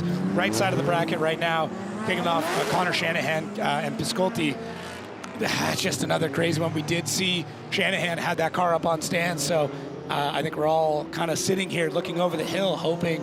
And we see that 8.6 come over it with the Irish pilot. Yeah, we certainly are, yeah. And Connor saying that this track very demanding on gearboxes. Could see so many upshifts, downshifts, and whatnot. Well, a lot of the tracks that we get to, you're kind of in one gear and that's it. We're finding some drivers are upshifting and downshifting, and depending on your power plant, you have to more or less than others. So, yeah, it's been a lot of rear gearing changes as well. I've seen those swapped out quite a lot, especially in the first part of practice. But yeah, we'll see how that rolls out when we get back to it. Our track staff right now throwing down some fresh lines for the latter half of our top 32. There's a few fun ones in here for sure. I know we only get to highlight a couple right off the bat. Jack Shanahan. Yeah, they asked us last night, choose two battles. Two. I was like, two? Two? There's 32. Yeah. Oh, man. Jarkko Juhla, Jack Shanahan, I think is going to be interesting. Yeah. I think that's going to be especially because the Shanahans love those crazy close transitions, and Jarkko Juhla's, the rear end of his car is so long that I think that's going to change up some of the timing for the Shanahans. Yeah, I mean, I know they can do it. It's just something different. Jack Shanahan. I know. I mean, he'll just scoot the GT86 under the back of it and pop He might. pop out the other side. If you look at Jarkko's, the rear end of that car, you can almost lift the whole back whole end of thing it up. up, yeah. So I could see Jack just like prying himself under there through the transition. Poking through, just like, hey, buddy, just checking out what you got going on back here. Yeah. Yeah, I mean, look, the second half of the bracket in top 32 is stacked once again. And I think we say this every year. I think we're still going, we're still not used to seeing so many good 32 battles, but we so should be, because these guys are the best of the best from around Europe and around the world. Around the world now. Yeah. And all these guys coming together collectively to create Drift Masters, and what a way to kick it off here in Vallelunga Circuit in Rome, in Italy. As you can see, the backdrop absolutely beautiful, and we took those cars down into the street parade on Thursday evening, Friday evening, sorry. And all the locals came down to support. It was absolutely phenomenal to see 40-odd race cars on a public road making their way into a town centre, and we had such a good warm reception from the people of the local town. And you can see now a lot of them come out this weekend to support drifting here at Vallelunga. Yeah, I put my vote in to do it for every round. I think we should. Right, hold on, we got a clock here and it's down to a minute, so I do wonder if one of these guys has an issue. Pisculi and Shanahan making their way to the line now, so not sure whether there was an issue with one of these guys and they maybe had to have the car quickly checked after the burnout box. Here we go, next battle of our top 32 underway. It's going to be Kevin Pisculi to chase down Connor Shanahan. Now Shanahan, our second place qualifier, opted to lead first. Yeah, I'm starting to keep all the stats about who's leading and who's chasing and how this is all playing out for them. Right now, nothing all that interesting to report. It's a pretty split. Yeah, so there we go. You can see Kevin Pisculi in that car, fist bumps to camera, nods the head, a brand new build for Kevin Pisculi for 2026. 2JZ, a Toyota GR86 now, as he sits alongside the 2025 defending champion. What can he do? We wait for that light to go green. As our track staff just make their way back to their positions after that quick track repaint and clear up. Should be. I wonder, interesting, because the Shanahan spotter said that he would love them to chase first. Yeah, well, they don't always listen to that. No, they haven't listened. I wonder if this is going to play out, though, for them. They haven't listened to that advice. Well, here we go, slamming through the gears. Shanahan fires in, but look at Pisculi straight down on the wheel, up to the door, as Kevin Pisculi now matches the angle and mirrors the pace as Connor Shanahan leads them through outside zone 3. Big transition from Shanahan as Pisculi plays it safe. Shows up the angle, dives on the door once again. Kevin Pisculi is like a brand new man in 2026. It's incredible from the Hungarian as he fires up to the door. The Irishman, Pisculi can't be shaken. Shanahan on a beautiful lead line. Oh, Pisculi goes for a dive onto the door across the line. Pisculi looks so much better in this car. It's like a different driver. He's adapted to it so well. It fits his style. He's done incredibly well, and I think a big sigh of relief there for Connor Shanahan after all the repairs they had to do during our break. He's back out there and he's looking really, really good. As soon as we had the in-car and I saw him shifting, I got worried. I'm like, okay, is everything going to line up right? Is everything going to work the way? Yeah, but it looked fine. I mean, maybe we'll ask him later if it was as fine as it seemed. But he's got a solid line all the way through it. It didn't seem quite as aggressive as what we saw previously through 4. Normally he's basically backwards at this point in time on the track, and he's on throttle a little bit earlier. But maybe a touch safer than what we would have normally seen of Connor Shanahan in a vehicle that he 100% trusted. But Kevin Pisculi was all over him. Every single transition, every part of the track, he was there. And it also adds to that, similar equipment. It makes a massive, massive difference. And I mean, look, Kevin Pisculi been piloting that BMW E92, the V8 supercharged engine underneath the bonnet for a multiple number of years now, and started his career in that car. And I wonder if Pisculi looked at the machinery that the Shanahans have, those championship-winning cars, and said that this is where we need to be. Like this is the chassis, this is what we need, this is the engine platform. The change seems to be working for the Hungarian right now, but now he has to lead out the defending champion as they come off the line and through the gears. Pisculi flicks that GR86 from left to right. Shanahan's not going to give him an inch. Oh, and he drops in and out of that first outside zone as Pisculi finds the throttle once again. A little wobble into outside zone 3 as Pisculi fires it down. Shanahan's backwards. Oh, almost contact as Pisculi finds the throttle. Shanahan, how did he pull that off? As he fires onto the throttle, Pisculi now starting to drive away as he flicks it to outside zone 8. Shanahan's shallowing up the angle. Pisculi on an incredible line into outside zone 9 and across the line with Shanahan on the door. That's going to be interesting. Oh, he is not happy. Oh, he is not happy. No, it's we might want to mute audio for that clip again. But Connor Shanahan, right off the go, he wants this battle. He wants this win. He needs it. It looks like Pisculti's car definitely pretty grippy. He's got a lot of speed, but look at how slow the rotation is. Yeah. Trunk pops up there for Pisculti. And Connor's got to back the car in so he doesn't make contact with him. But the rotation from Kevin was pretty slow. So we'll see. And then through that zone, it looked pretty straight. So I don't know. I think Connor's going to make that argument of like, hey, he really wasn't at angle through different parts of it. Kevin got through the track. I mean, there was nothing in there that indicated an incomplete to me. Maybe not as angled, but definitely just as quick. Yeah, I mean, Pisculi down in 31st place in qualifying, and that could have been down to the line he was taking into outside zone 4 in qualifying. That could so be maybe that's just the way he's driving that track. You see both guys out of the car there. A bit of a heated conversation between them both, and seems like now the words have been said and they're kind of trying to get themselves back to being friends. They'll get there. They'll get there. There we go. Yeah, there we go. The hands shakes. And it'd be interesting to see what the judges make of that transition into outside zone 4 for Pisculi. Well, decisions in, left for Pisculi, right for Shanahan, and it's going to be Connor Shanahan getting the win and advancing through to the top 16. Unfortunately, we lose Kevin Pisculi, and both these guys exchange words down there. A tough battle between those guys, and David Kalas nods his head and says outside zone 4 for Pisculi with the transition. Kind of. He's saying, yeah, there was a few other bits in there. Lack of angle. Lack of spots, angle. Stuff like that. Yeah. So I mean, his chase was great. Hey, we were nearly there. We're still learning. We're still learning. One day we'll be as smart as judges. Right, so here we go, an interesting vehicle on the line, something that I never thought I would say in Drift Masters. Okay. We have a Alfa Romeo Volce. Yeah. In the lead position, piloted by Łukasz Jazmki from Poland, and in chase, Benediktus Cirba in a G87 BMW. Love it. I love the combo. It's definitely a good time. It certainly is a good time. Well, here we go. Incredible lead line from Jazmki. Gets him the higher qualifying 15th place. Cirba down in 18th. Doing a very good job. Brand new chassis for 2026. And looks like he's so dialed. And look at this. He's back, cool, calm and collected. Slams that car into gear. A little test of the hydraulic handbrake as he waits for the light to go green. Łukasz Jazmki in this Alfa Romeo Volce to lead them off. The Polish rookie wildcard for this weekend. Puts that car one wheel over the white line, but keeps in it. As Benediktus Cirba gives him the room to manoeuvre.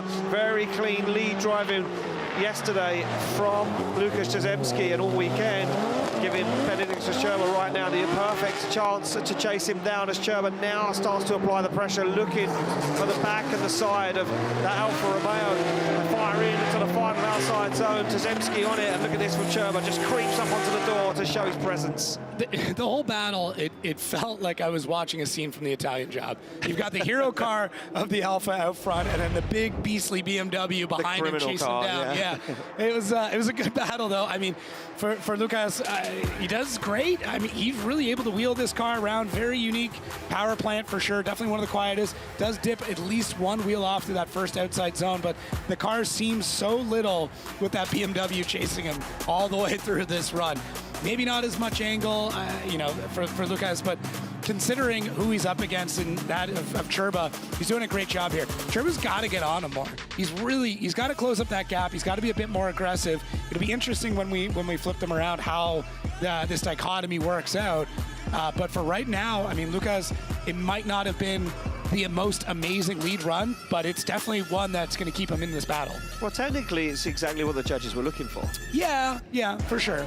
And Łukasz Jazmki, renowned for simulator driving, and we know that a lot of these guys have been, a lot of them now, are in the off-season on the sims. And sim drivers are really good at playing to the rule book. Exactly. They're so good at it. That's what Jazmki takes into full. I think Cirba kept it clean because I think that Cirba thinks that he has the pace to drive away from Lucas. I agree. And I think you're going to see a Benedictus Cirba here who's whipped that car up to 100, and he's going to put the foot down. He's going to try and absolutely outpace Lucas Jazmki in this little V6 bi-turbo Alfa Romeo Volce as they come off the line and through the gears. Benedictus Cirba flicks that car to angle. And look at this, though, mirrored image, a little tag onto the side. And yeah, Lucas Jazmki drops down onto the inside of the circuit now, finds himself back on line. Oh, but a strange line there for Benedictus Cirba as he opens up the throttle now, stands on it through inside zone 5. And you can start to see the gap forming from Benedictus Cirba as he tries to drive away from the Polishman, puts it into outside zone 8. But Lucas Jazmki still in the fight, still in the mix as he transitions for that final outside zone, shallows up the angle and across the line. We have to remember, there is almost a 300 horsepower difference between these two cars. Oh, man. Cirba, that wasn't the cleanest lead run. The initiation seemed a little disjointed to me, but I do think he wanted to run away with this for sure. The car didn't quite settle until a little bit later on, but Lucas kind of in the wrong time zone through the first part of that chase. He's way, way on the inside. It's a miracle he's able to make it around those cones. And in the chase, I mean, that looks like he's almost driving straight through a portion of it. I think Cirba got a little bit lucky on this because there are a few spots in here, like look at, 5 doesn't look great on him. The car definitely understeered quite a lot in a few parts of this track. So he might get the win here, Cirba, but he's gonna have to clean it up in top 16. Yeah, I agree. Yeah, I don't think that's the... I think Cirba took this one a little easy. A little too easy. I think, as the Irish would say, he took it handy. I think he thought this was going to be a handy battle. I think he looked at that little Alfa Romeo and said, that doesn't have what I have. Right. Doesn't have the power, doesn't have the grip, doesn't have the development. And I think Cirba thought, I'll just drive away from this one. But Cirba out of the car, Lucas Jazmki smiling. Cirba looking at the car saying, did you hit me? This car was immaculate at the beginning of the weekend. Yeah, he's looking at the front there. I don't know if there was contact maybe on initiation, it looks like. So I'm just checking out other replays and stuff, but I think that might have been where that ended up happening. Well, there we go. It's unanimous. Benedictus Cirba gets the win, advances through to the top 16. We lose our wild card for this round. Lucas Jazmki will sure see him back, though, and he's up on the pit wall waving to the fans. Cirba, I must say, is looking on form. Becky's down there with him. Becky, he's back in a brand new car. He looks on form, and this year, more smiles for miles for Benedictus Cirba. He sure is. Benedictus, well done on getting through your top 32 battle in this beautiful brand new car. You're looking very comfortable out there. How was that battle for you? I have the same version, but the first one, and I'm testing in Oman. And we built this car in 4 weeks, and thank you, big thanks for my team. But I feel comfortable because it's almost the same car. Are you feeling better for some good results this year in the Drift Masters season? Yes, I think I feel better because I have better gun. Perfect. Well, congratulations. We'll see you in top 16. Thank you. There we go, a smiling, happy Benedictus Cirba as he moves through and waves to the crowd, shows his appreciation for the Italian fans that have come out to support Drift Masters this weekend here in Vallelunga as we go back on the line to a man that was the champion, lost the championship, come back this weekend and look like our champion once again. No pressure on his shoulders anymore, and I think having that championship bearing over you can sometimes do a lot to these guys. He's, of course, Lauri Heinonen from Finland. He waves to the camera, and he has got George Christoforou alongside him, but let's hear from the main man himself, Lauri Heinonen. The Vallelunga is a track I have never driven before. I've driven it in the sim. I think it's going to make good battles, but it also has a few tough spots like the hairpin in the mid-track. Yeah, I'm really excited. I can't wait to drive. But there we go, he's excited to drive, and we're excited to see him drive. We're excited to see how his championship plays out. George Christoforou back for another season in this BMW E81. And 882, sorry, 1 Series, as he slams that car into gear. Christoforou saying he's ready to make a move in the championship in 2026, but he's got a tough contender already in his first battle of the season as they come off the line and through the gears. Laurie Heinonen to lead them in. Nice initiation from the Finnish driver as he waits and stalls up to get to outside zone 1, but now finds his feet, opens up the throttle. George Christoforou now in tow, trying to chase him down. Very nice transition into 4. George Christoforou fires on the angle. Wow, holds onto it. Oh, and has to bail out of it as Christoforou clutch kicks that car. It may be an issue with that BMW as Heinonen stands on the accelerator and drives away. Looks for that final outside zone. Good transition and across the line for Laurie Heinonen. Loving the active arrow of Laurie Heinenen's windows. The window, yeah. like an air brake. Yeah, a little bit. It's like one of the valves you get in the bottom of oil pans. Only lets the oil slosh one way or the other. Laurie Heinonen, I mean, perfect style score we saw in qualifying. Maybe not as much style in this one, but still a very Larry run. It was quick, it was aggressive, and George did a great job of trying to hang in there throughout the whole thing, but it's so tough against Larry. He turns into a different human being. Outside of the car, one of the sweetest human beings you'll ever meet. Behind the wheel, he scares almost everybody. George tries to hang out on this one and just isn't able to really get it. I don't know, was some contact made there? Yeah, I just looked at the wheel as well at the same time. I wonder if George Christoforou maybe broke that car and can't see him making his way back. Oh, it looks like he's going to make his way back. Okay. It looked like, I thought I see what you see there. Yeah. A tag, broke the steering arm, and that was that. It could also be just the steering wheel getting ripped out of his hand. If you make contact like that, obviously depending on the power steering setup, but a lot of them, if you hit like that, that steering wheel is coming out of your hand whether you like it or not. And that might have been the case if he caught his front wheel on the rear wheel of Larry. We'll take another look here. It was close. It was very close. Very close. I wonder if George Christoforou stalled up so much inside zone 5 that when he did get back on throttle, he was already in 6, and he was then wondering, I'm going to understeer off circuit here. So he bailed out and went for it again. Now, Stylo Marshall Martin is with him right now. He's pulled into the lead position. Martin knows. There's contact. We all good? Yeah, he's saying it's fine. So can he hear us? I wonder if he's like... He's got the feed on. He's maybe. listening down there. He's got the broadcast playing in his ear to hear everything that's going on. Martin, you look great today, if you can hear me. We had breakfast together. I wonder if he's going to don the shirt. I hope so. And the bow tie. Yeah. The Italian flag bow tie would be. Oh my gosh, that would make it for the final. The crowd would go nuts, and so would all the fans. Here we go, off the line though. No messing around for Laurie Heinonen in chase as George Christoforou leads them out.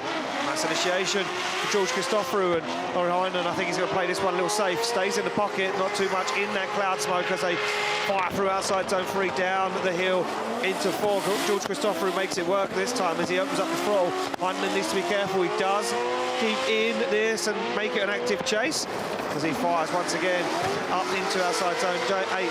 George Christoforou stands on the accelerator. Heinonen goes on the inside, but Christoforou misses outside zone 9. That was a little more space than I'd want to give. Yeah, there was flirting at some points there with he's in trouble. Yeah, I definitely got a little bit nervous for Larry in parts of this. On initiation, it looked good. You can see that George, he's got a lot of left foot brake in that car. He's trying to hold it back. I mean, there's as much smoke coming off the front tires as there are off the rears through that part. But Larry's really far back, especially near the end of the run. So it's going to be interesting. Yeah, George, he's struggling. I wonder if there is a little bit of front steering damage going on there because that car does not want to settle into the right place. Look how locked in Larry is. Yeah, the focus from Laurie Heinonen is unbelievable. Those Finnish eyes just staring holes through the car in the lead. Oh, he's so calm behind the wheel, though. Yeah, very calculated driver is Laurie Heinonen, and that's what led him to a championship. You know, the whole team together working in unison, and Laurie Heinenen's technical driving. But it's shots like this that get me worried about it. Like, he's George is really not getting out to all those zones either. So he looked like he was trying to outrun Larry, and I mean, technically he did, but he missed a lot of zones on that track.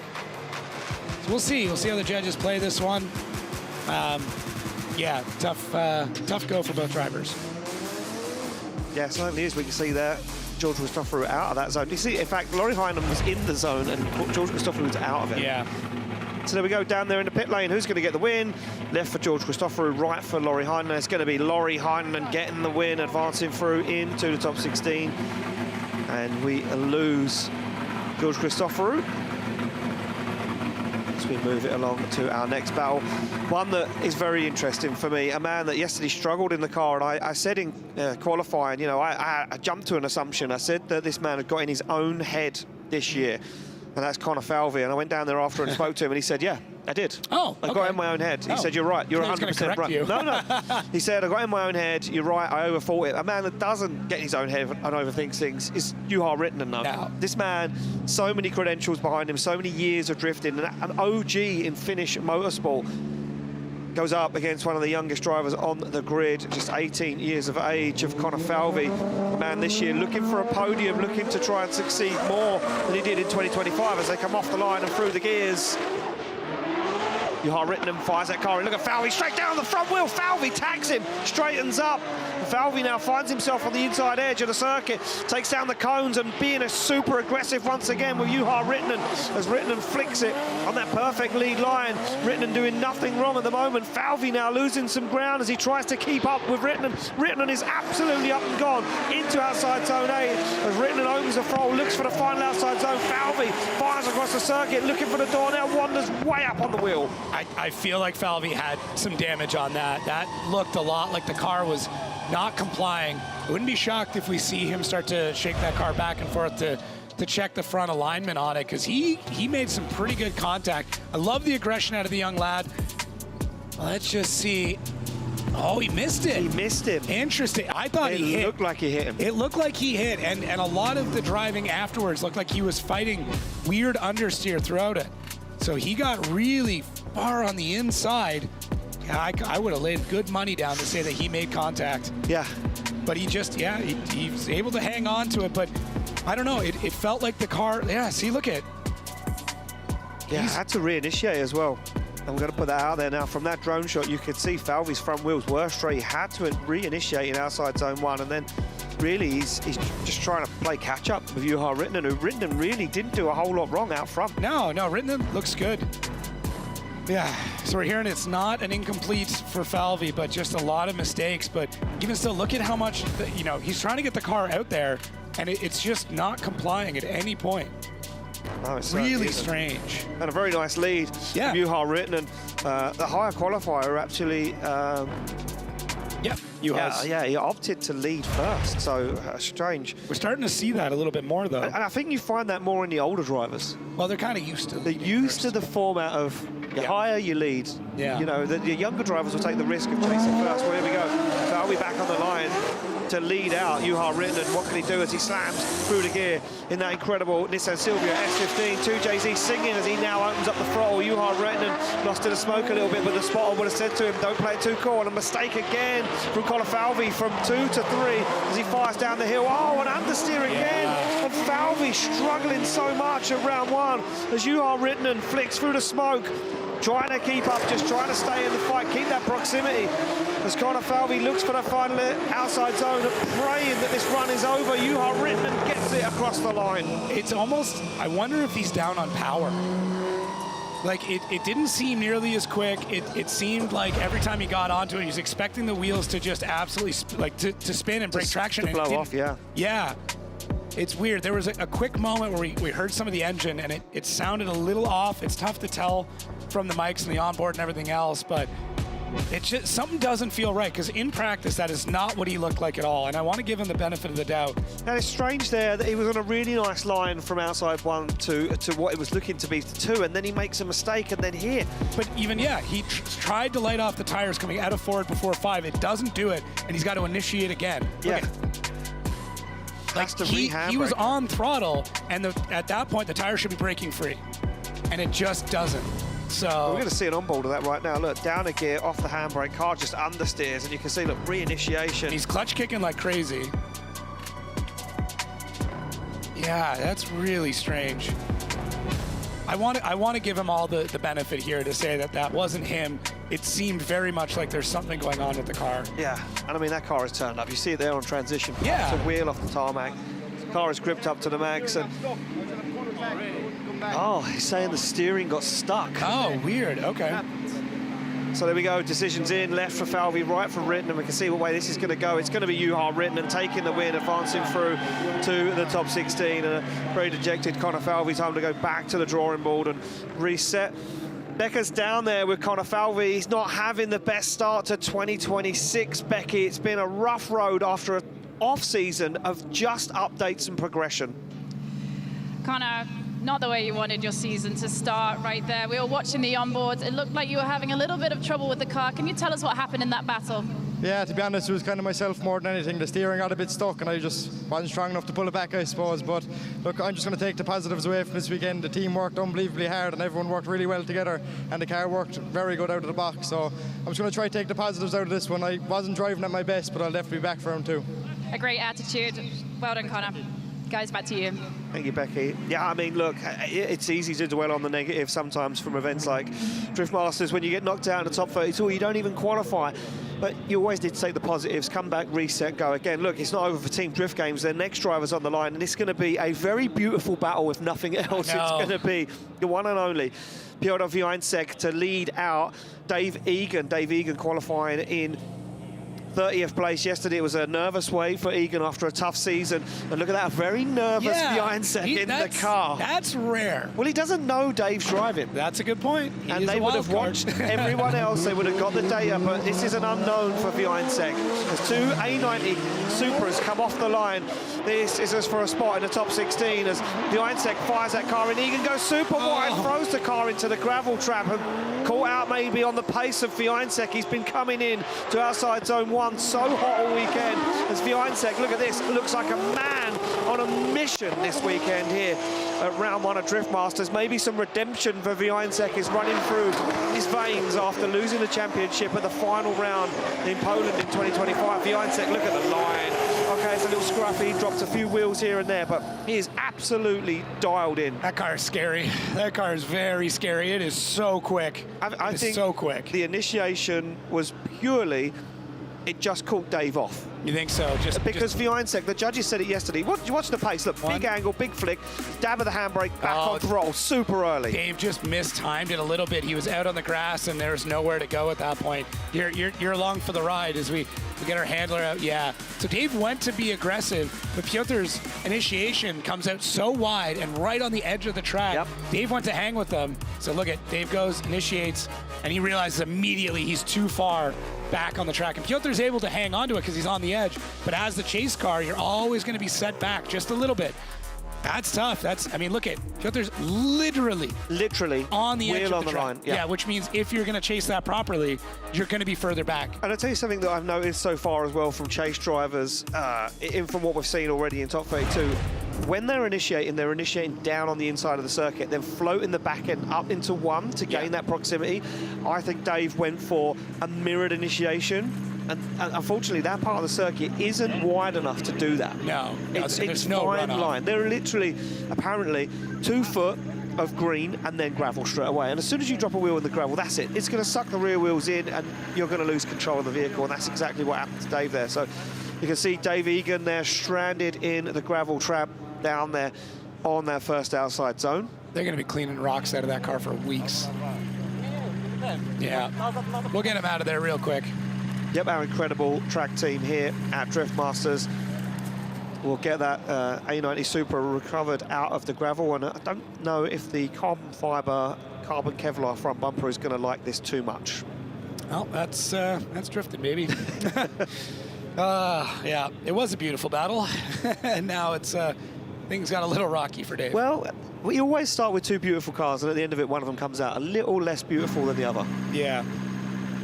The judges are definitely taking a look at a lot of these replays, but yeah, I think Dave just put a tire on the grass because of where that initiation happened, and that was pretty much it. We got the big rigs out here, get him moved. Piotr already back up at the line, ready to go. Yeah, so there we go. Wiańczek leaves the line. Yeah. Wiańczek's leaving the line. So what is happening here, Jacob, as Wiańczek leaves the line? He's going to drive down. Is he going to? He might just be checking in. He's a nice guy. Yeah, he is a very nice guy. We know that Peter is always can concerned for his competitors. He always wants to do battle on circuit. He's going to jump out of the car. I wonder what is happening right here on circuit as we see Dave Egan.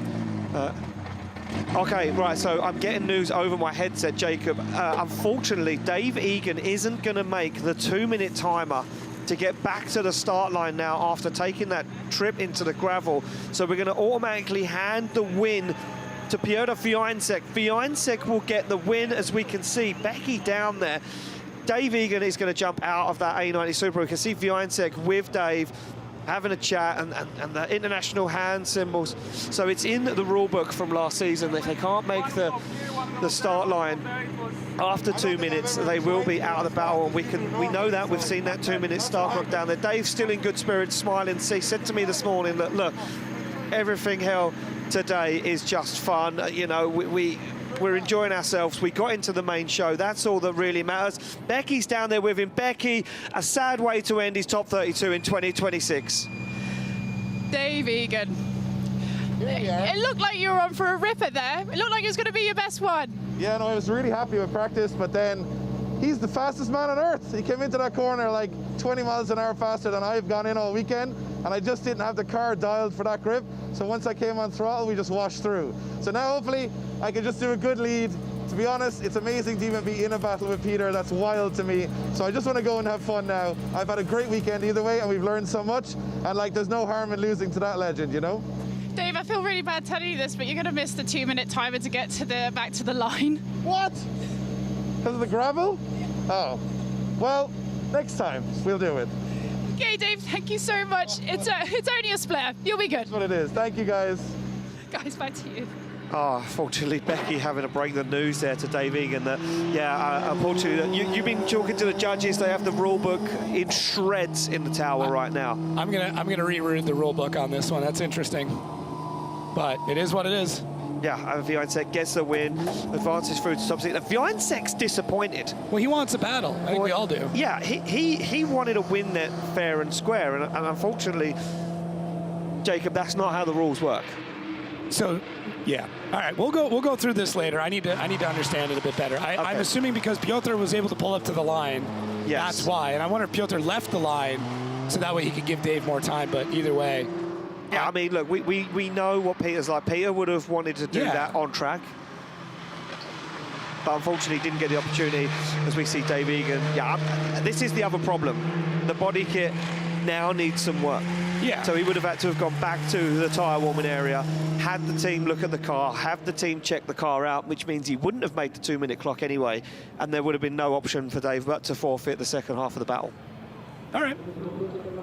We're going to see, as we move on, though, our track staff down there on track cleaning up the car.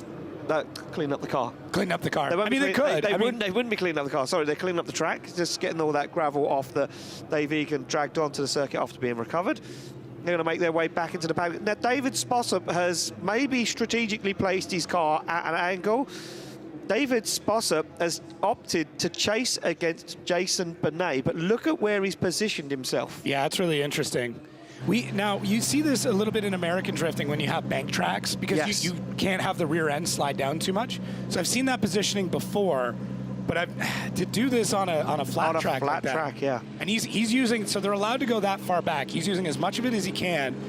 So he's going to want to try and pull back in. He's going to go for that single file initiation behind him. That's my guess. But don't forget as well, we've just seen Dave try and follow Peter in on that wide line. That's a good count point. in the chase position, and the spotter probably would have said to him, hey, sit back at an angle, make a dive. You need to go kind of on the inside and then wash the car up onto proximity. We're going to see. We're just guessing here. It's all brand new for all of us here at the Vallelunga circuit in Rome, in Italy, as our start line marshal Marcin gives them both the thumbs up.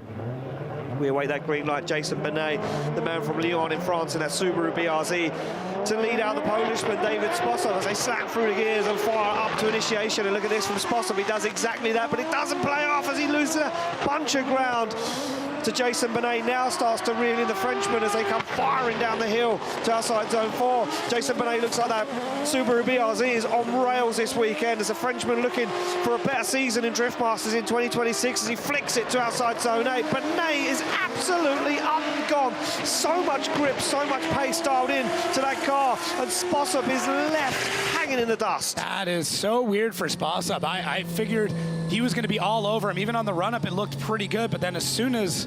There, he got his phone out. What was he looking at?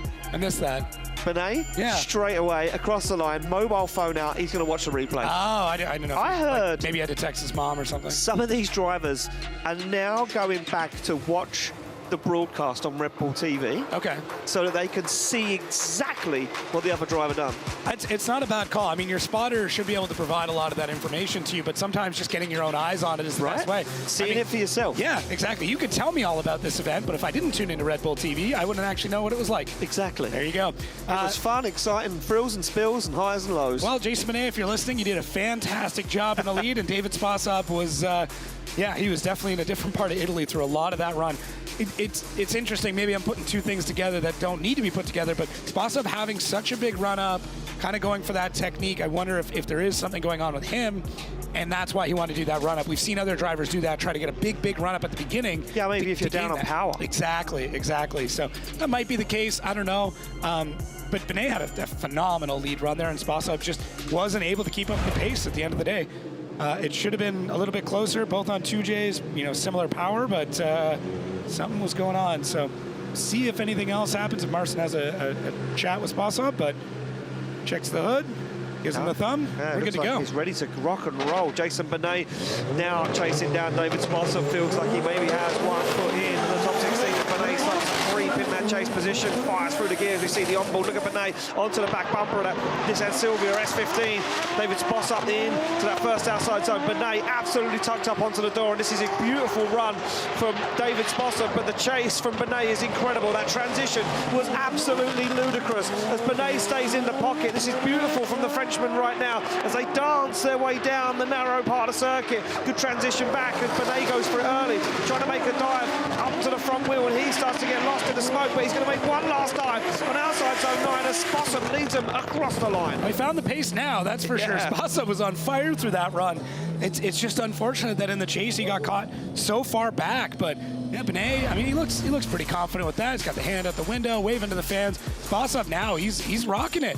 Does a great job through the first outside zone. Look at that, right on the edge of the track all the way through. Benet maybe caught out just a little bit, but he does a good job of mirroring that angle on a slightly tighter line, which keeps him in great proximity. Even firing through here, Benet, he's waiting. He's definitely waiting for Sposob to get the angle around. Does a good job. It's a lot of movement, that handbrake.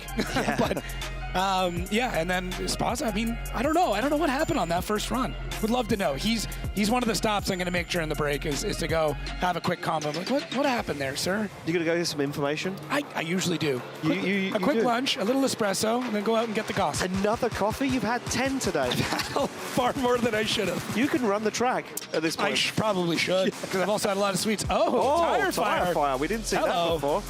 Another one. We're going to have to put fire safety right near the end of this track. Yeah, well, there we go. Both guys down there on the pit lane. Both guys waiting to receive that decision. Look at these beautiful shots from our Phantom camera here at Red Bull TV, and Jason Benet really tucked up on the inside, and that just goes to show you. I mean, look, we said it earlier, hottest part of the day. And track temperatures, tyre temperatures, wheel speed through the absolute roof this weekend to make these cars perform at these circuits. And looks like decisions in from our judges. Slide them left for David Sposob, right for Jason Benet. It's 1-4 for Benet. It's going to be Jason Benet from France taking the win, advancing through to the top 16. He's got face off with Piotr Wiańczek in the first round of top 16. That is going to be an incredible battle between those two. As we move on to the two final battles in our top 32. The first one will be Jack Shanahan to take on Jarkko Juhla.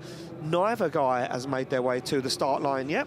So it's my buddy Nate, all the way from America. Yes. Yeah, good friend of mine. Yeah, the Drift Masters Championship, bringing in a lot of viewers and a lot of people. Look at this, the clock counting down. These guys down, you're probably wondering where the tyre warming area is. It's now round the corner here at the track at Vallelunga on a piece of tarmac to the side of the circuit. So these guys have to just make their way to the start line, but these guys will be hanging around to the very last moment to pull up as Jack Shanahan opts to lead the higher qualifier. And again, we said we'd see this with a lot of these veteran drifters, guys that have been in the sport for a very long time, like to stick to the format they know. I think I would as well. You think so? Yeah, I think with the tire advantage, but if you're comfortable leading first, then why not? I think, yeah, I mean, I've never qualified high enough in anything to lead first. But I've never qualified, so there we go. there. So, there we go. Well, there we go. Off the line, Jarkko Juhla in that incredible Toyota Chaser. Jason X100 comes off the line to chase down the madman that is Jack Shanahan. Big handbrake drag for Shanahan as he gets into outside zone 1. Dials on the angle. Look at Jarkko Juhla straight onto the side of Shanahan as they both wobble a little bit in outside zone 3. Jarkko Juhla, big dive backwards onto the rear of Shanahan. Now, did he force him onto a wider line? The judges will be taking a look back at that. Shanahan driving angry now, that's for sure, as he sticks it to outside zone 8. Jarkko Juhla lost in a cloud of smoke. He's going to transition. He's going to go early on the inside as Shanahan sticks it to the line. Yeah, that'll be the big question, is with that contact, what did it do to Jack Shanahan, who also loosens his belts? Likes to take a big deep breath at the end of that run. Jack Shanahan's car looks absolutely incredible through it. Nice and flat. I mean, when we start looking at how it actually handles, these cars are set up so incredibly well.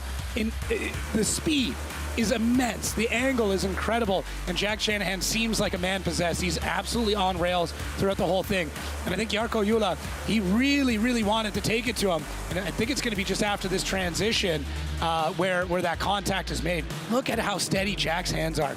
Transition looks good, lets the wheel slip through. There's that contact. Yeah, I pushed him wide. It did push him wide, yeah. You can Jack had to make a correction. Yeah, but like, no panic. So let's see here. He's on the brake. Jarkko hits him with the back end. That's like a little butt check you give to your friend when you're passing by.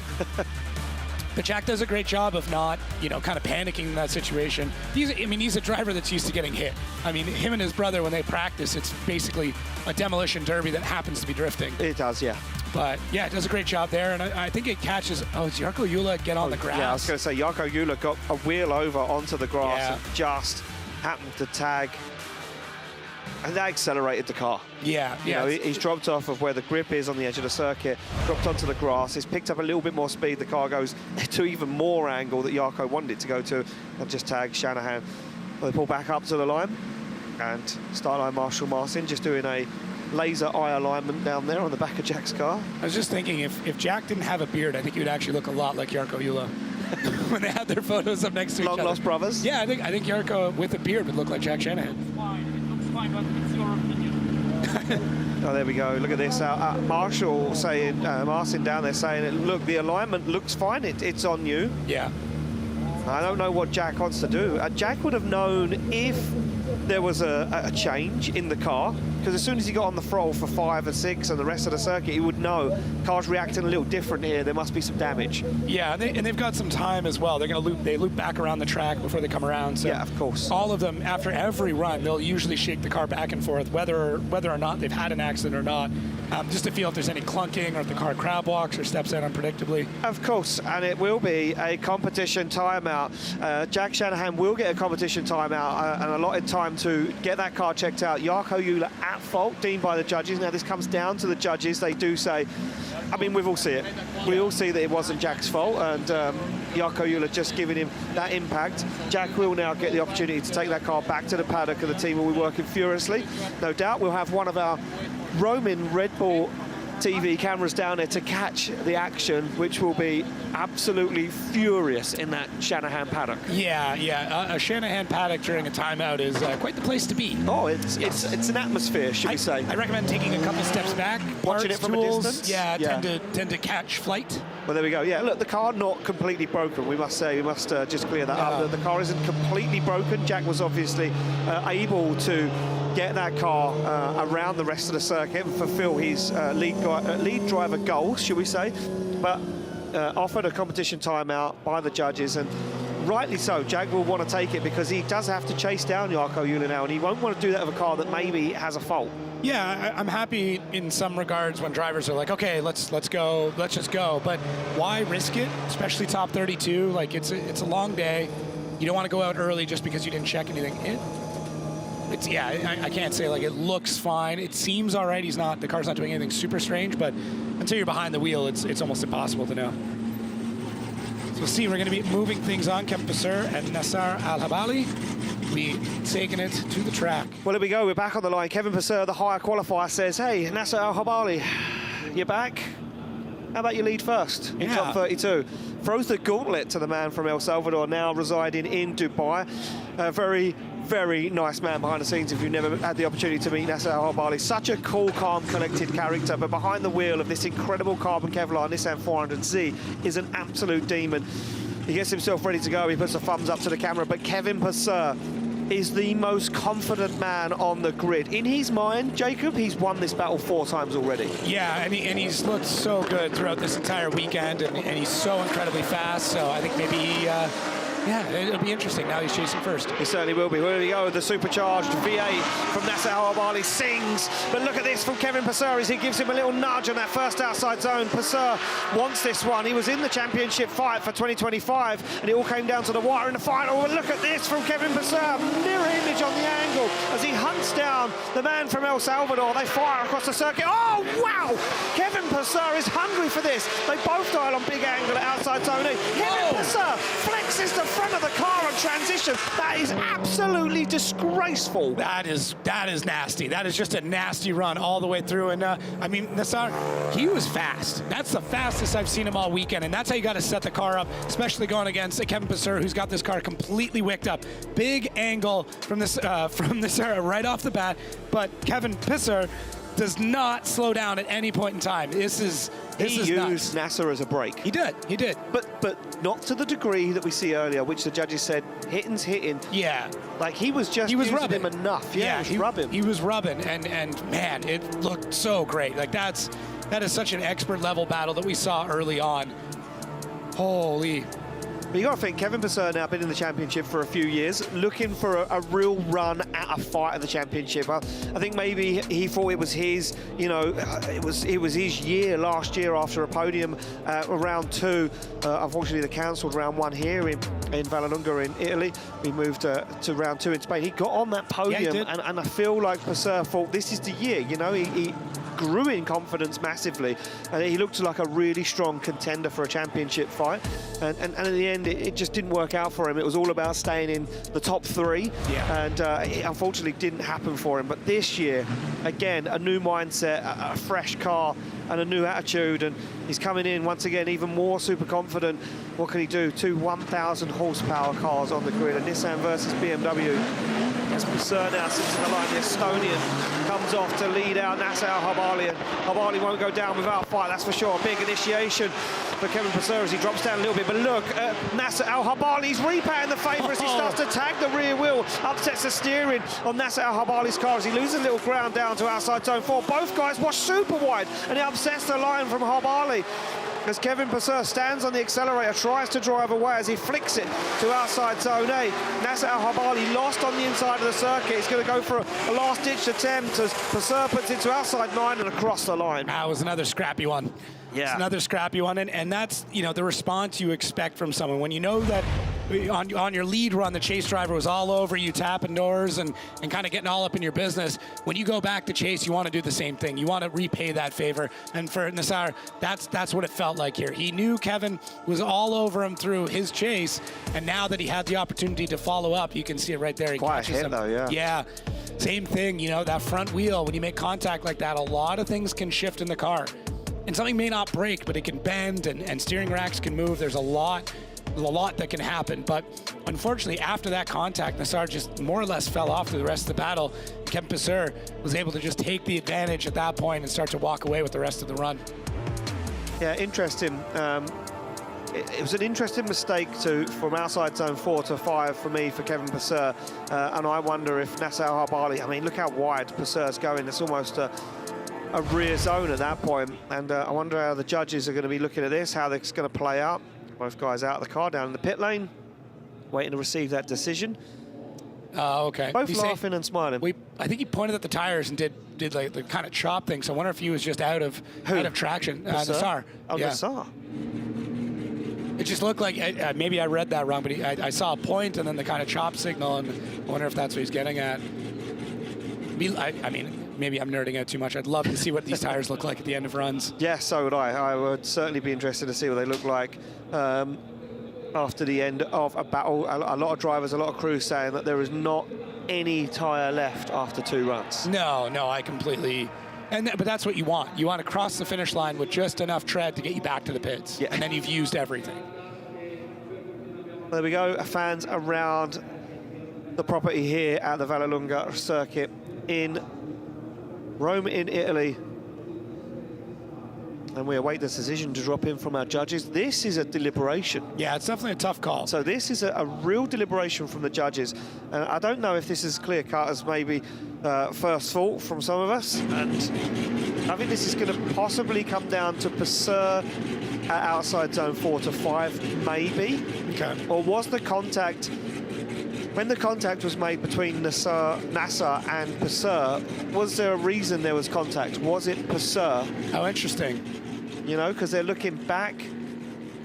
Yeah, we're able at to... the run one relay. So we have 2 monitors in front of us. It's way too much technology for me. I'm a simple man. I got a tablet You've here and a got phone on the go. everything on the go over there. You've got algebra and all sorts. The ADHD's gone mad today, but yeah, it's a tough call. Anytime there's contact, you can't assume it's one person or the other. You have to look back and go, okay, you know, is this a cause and effect thing? Oh, there we go. Yeah, this is what the scene is down in the Shanahan pits at the moment.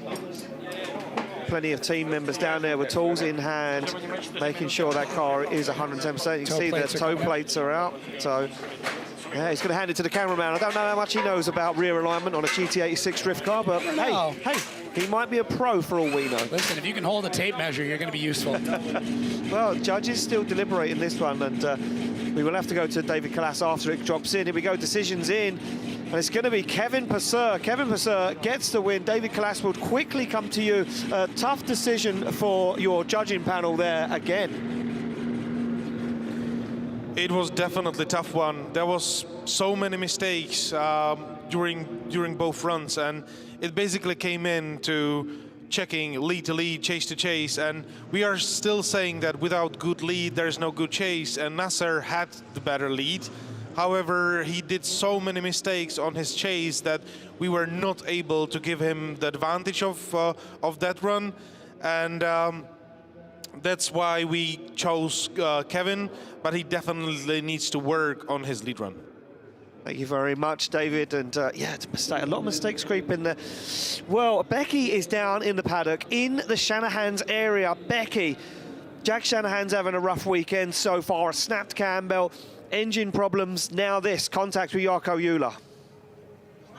Jack, just catching you for a quick interview, as I know there is time on the clock right now. That battle there, you felt the contact and immediately decided to go for a competition timeout. Could you feel something in the car straight away? Yeah, so thankfully this new rule allows you to do this kind of stuff. We didn't think it was going to come into play this weekend because there's no other objects other than the car that's chasing you. But yeah, he hit me a fair thump, to be honest. It really knocked me off the line, then it messed up the complete rest of my run as well because of that, which kind of goes to show how important your lead line is. But yeah, I didn't really feel it too much when I got to the start line, but then when I got the chance to drive back, the car was wobbling a lot, so we don't know if there's a bolt that's bent or a bolt that's broken. So we're just trying to fix that now, but there's like 6 minutes left, so trying to just check that, and hopefully it's okay. We're not going to, if we can't change it in time, so we're going to see. The air is also out of the tyre, I think, because of the valve being damaged, so we might have to change the tyre also, which is not ideal, but yeah, this rule is definitely going in my favour today, but I think he's just pushing hard, and that's just how it is. So we're still not going to be able to give him too much. You know, we need to try make it to the finish line. That's the main thing. So we'll see how it goes. Well, if anyone's got a team that can get that car back to the start, then it's definitely yours. So good luck, Jack, and hopefully we'll see you back out there. Cheers. Thank you. Bye-bye. Back to you guys. Thank you, Becky. And yeah, that was recorded just a few moments ago down in the paddock. So we do believe that that car is almost ready to rock and roll. And there we go. Fans soaking up the sun and the sights and sounds of Vallelunga circuit. Jacob, how are you finding it so far? Top 32. It's been good. Has it been as wild as you hoped for round one? It is, and we got deep in the rule book too, and that's, I mean, that lets me nerd out. I've got it in front of me. I was taking a look at the Dave situation, get clarification on that. I was taking a look at the rule he was talking about with the collision, the potential damage to a rim or tire. That's not at fault, so it's fun. I like it. I like this nerdy stuff, but it looks like we got a Shanahan back out on the road. Yeah, we certainly do. Yeah, on board here from Red Bull TV, giving us all the sights we need, and you can see Shanahan there. One last little test as he came out of that pit lane towards the back end of the circuit, so these guys are going to go down, re-warm the tyres. Jarkko Jula already back down there at the back end of the circuit, and Jack down to warm up the tyres, back to the start line. Look, the rule book, I feel like in 2026 is going to come into play a lot. Yeah, I think there's a lot more. I think the drivers are taking it very, very seriously and understanding a lot of it. The spotters as well. everybody's kind of got a copy of it, whether it's printed out, and there's been a lot of like, okay, this is exactly what it says. This is what we're going to be held to. Well, it's available online as well, Jake. It's available online. If you want to check out the rules, if you want to be up to date, if you fancy yourself as a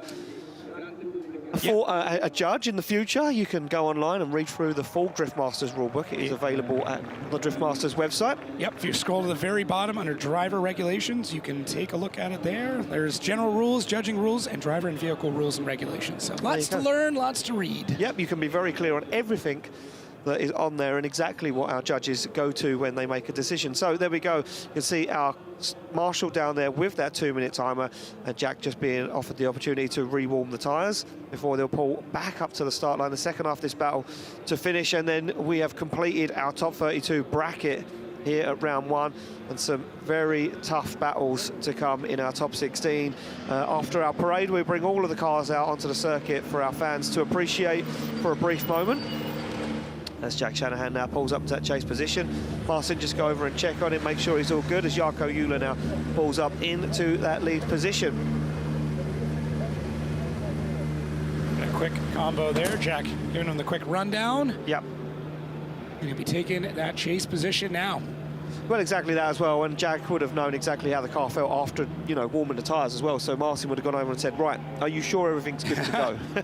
Because this is the last opportunity. You can say nothing now. Thumbs up all around as we wait for that light to go green for the final run of our top 32, and they are off the line. The Finnish driver, Jarkko Euler, to lead out. Jack Shanahan in that Toyota GT86. Both cars fire in as Jarkko Euler goes nice and deep into outside zone 1. Fires through, picks up 2 and 3 as he puts a little wobble. There's no shaking Shanahan though. He's right up on the inside of that big JZX 100. Oh, massive amounts of understeer for Jarkko Euler as he goes very, very wide.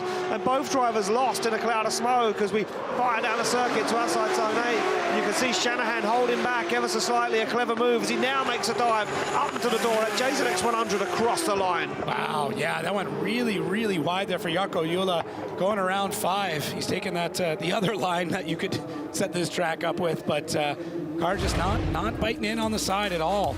So as we launch them off and go through the first outside zone, things look pretty settled for both of them. Jack pulling a bit of angle out, but doing a really good job of still maintaining that proximity.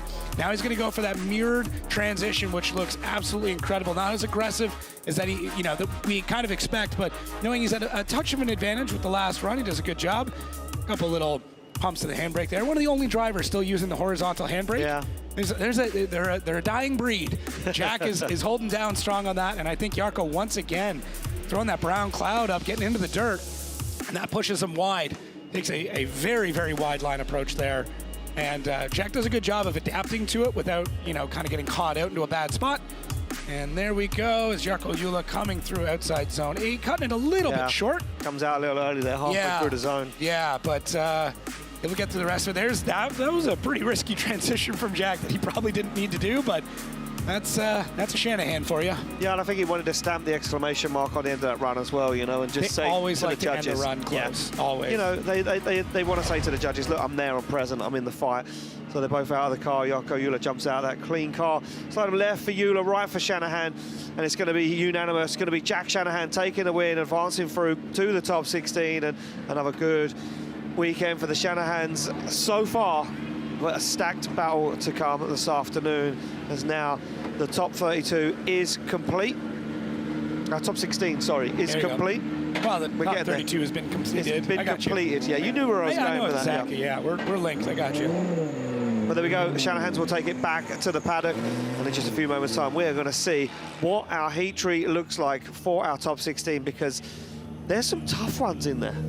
Yeah, it's a fantastic top 16. Yeah, certainly is. Well, as our fans go and grab a refreshment, we're going to pop it up on screen. Here we go. This is what we've got to look forward to in our top 16. Dwayne McKeever take on Marco Zakouril. Deane versus Correia. Przygonski to take on Bertans. Keski-Korpi to take on Korpulinski. Shanahan versus Benedictus Cirba, Laurie Heinonen take on Juha Rittinen, Vioinsek to take on Benet, Jack Shanahan to take on Kevin Passeur. Some very, very tough battles in our top 16. Yeah, barn burner every single battle that we've got throughout this. I'm pretty pumped on this one, and you can start making projections and your guesses as to who's going to go where, but no matter what, it is going to be a fantastic show. We get into it later on this evening. Yeah, we certainly do, Jacob, and one of those guys will be standing on the top step of the podium after that top 16, and as we keep saying, will they be setting the foundations for a championship? On all roads lead to the final, the PGA Narodowy in Poland, that Red Bull Drift Masters finale, which this year sees some incredible sights and sounds as we're going to throw even more into the mix for the final round. There's a lot. You can read about it on Instagram now, and make sure to turn on those notifications because I've been told there is much more to come. Oh, we certainly are. We're going to bring the show to Warsaw, that's for sure, for the final. And those guys, well, they're all going to be wanting to fight for that championship in the final round under the lights in front of 55,000 people, that's for sure. I'm excited to be there, but I don't want it to be over yet. We've got 6 stops along the way before we get there, and every single one of them is going to bring the heat, especially a brand new circuit in Helsinki, in Finland. I am so looking forward to that. Apparently, word is, fastest track of the season. I've heard it might be one of the fastest tracks we've ever seen. Well, there we go. Becky is down there in the paddock, behind the scenes, grabbing all the news. Becky, what a top 32 and what a top 16 we've got to look forward to this afternoon. Well, Ian, it's a little bit like Where's Wally? I'm actually up here on the balcony enjoying the sunshine and that incredible top 32 session. Well, guys, there you have it. Our top 16 is set. It's going to be a bumper set of battles. So make sure you join us back here live on Red Bull TV at 5:20 local time. We'll see you then.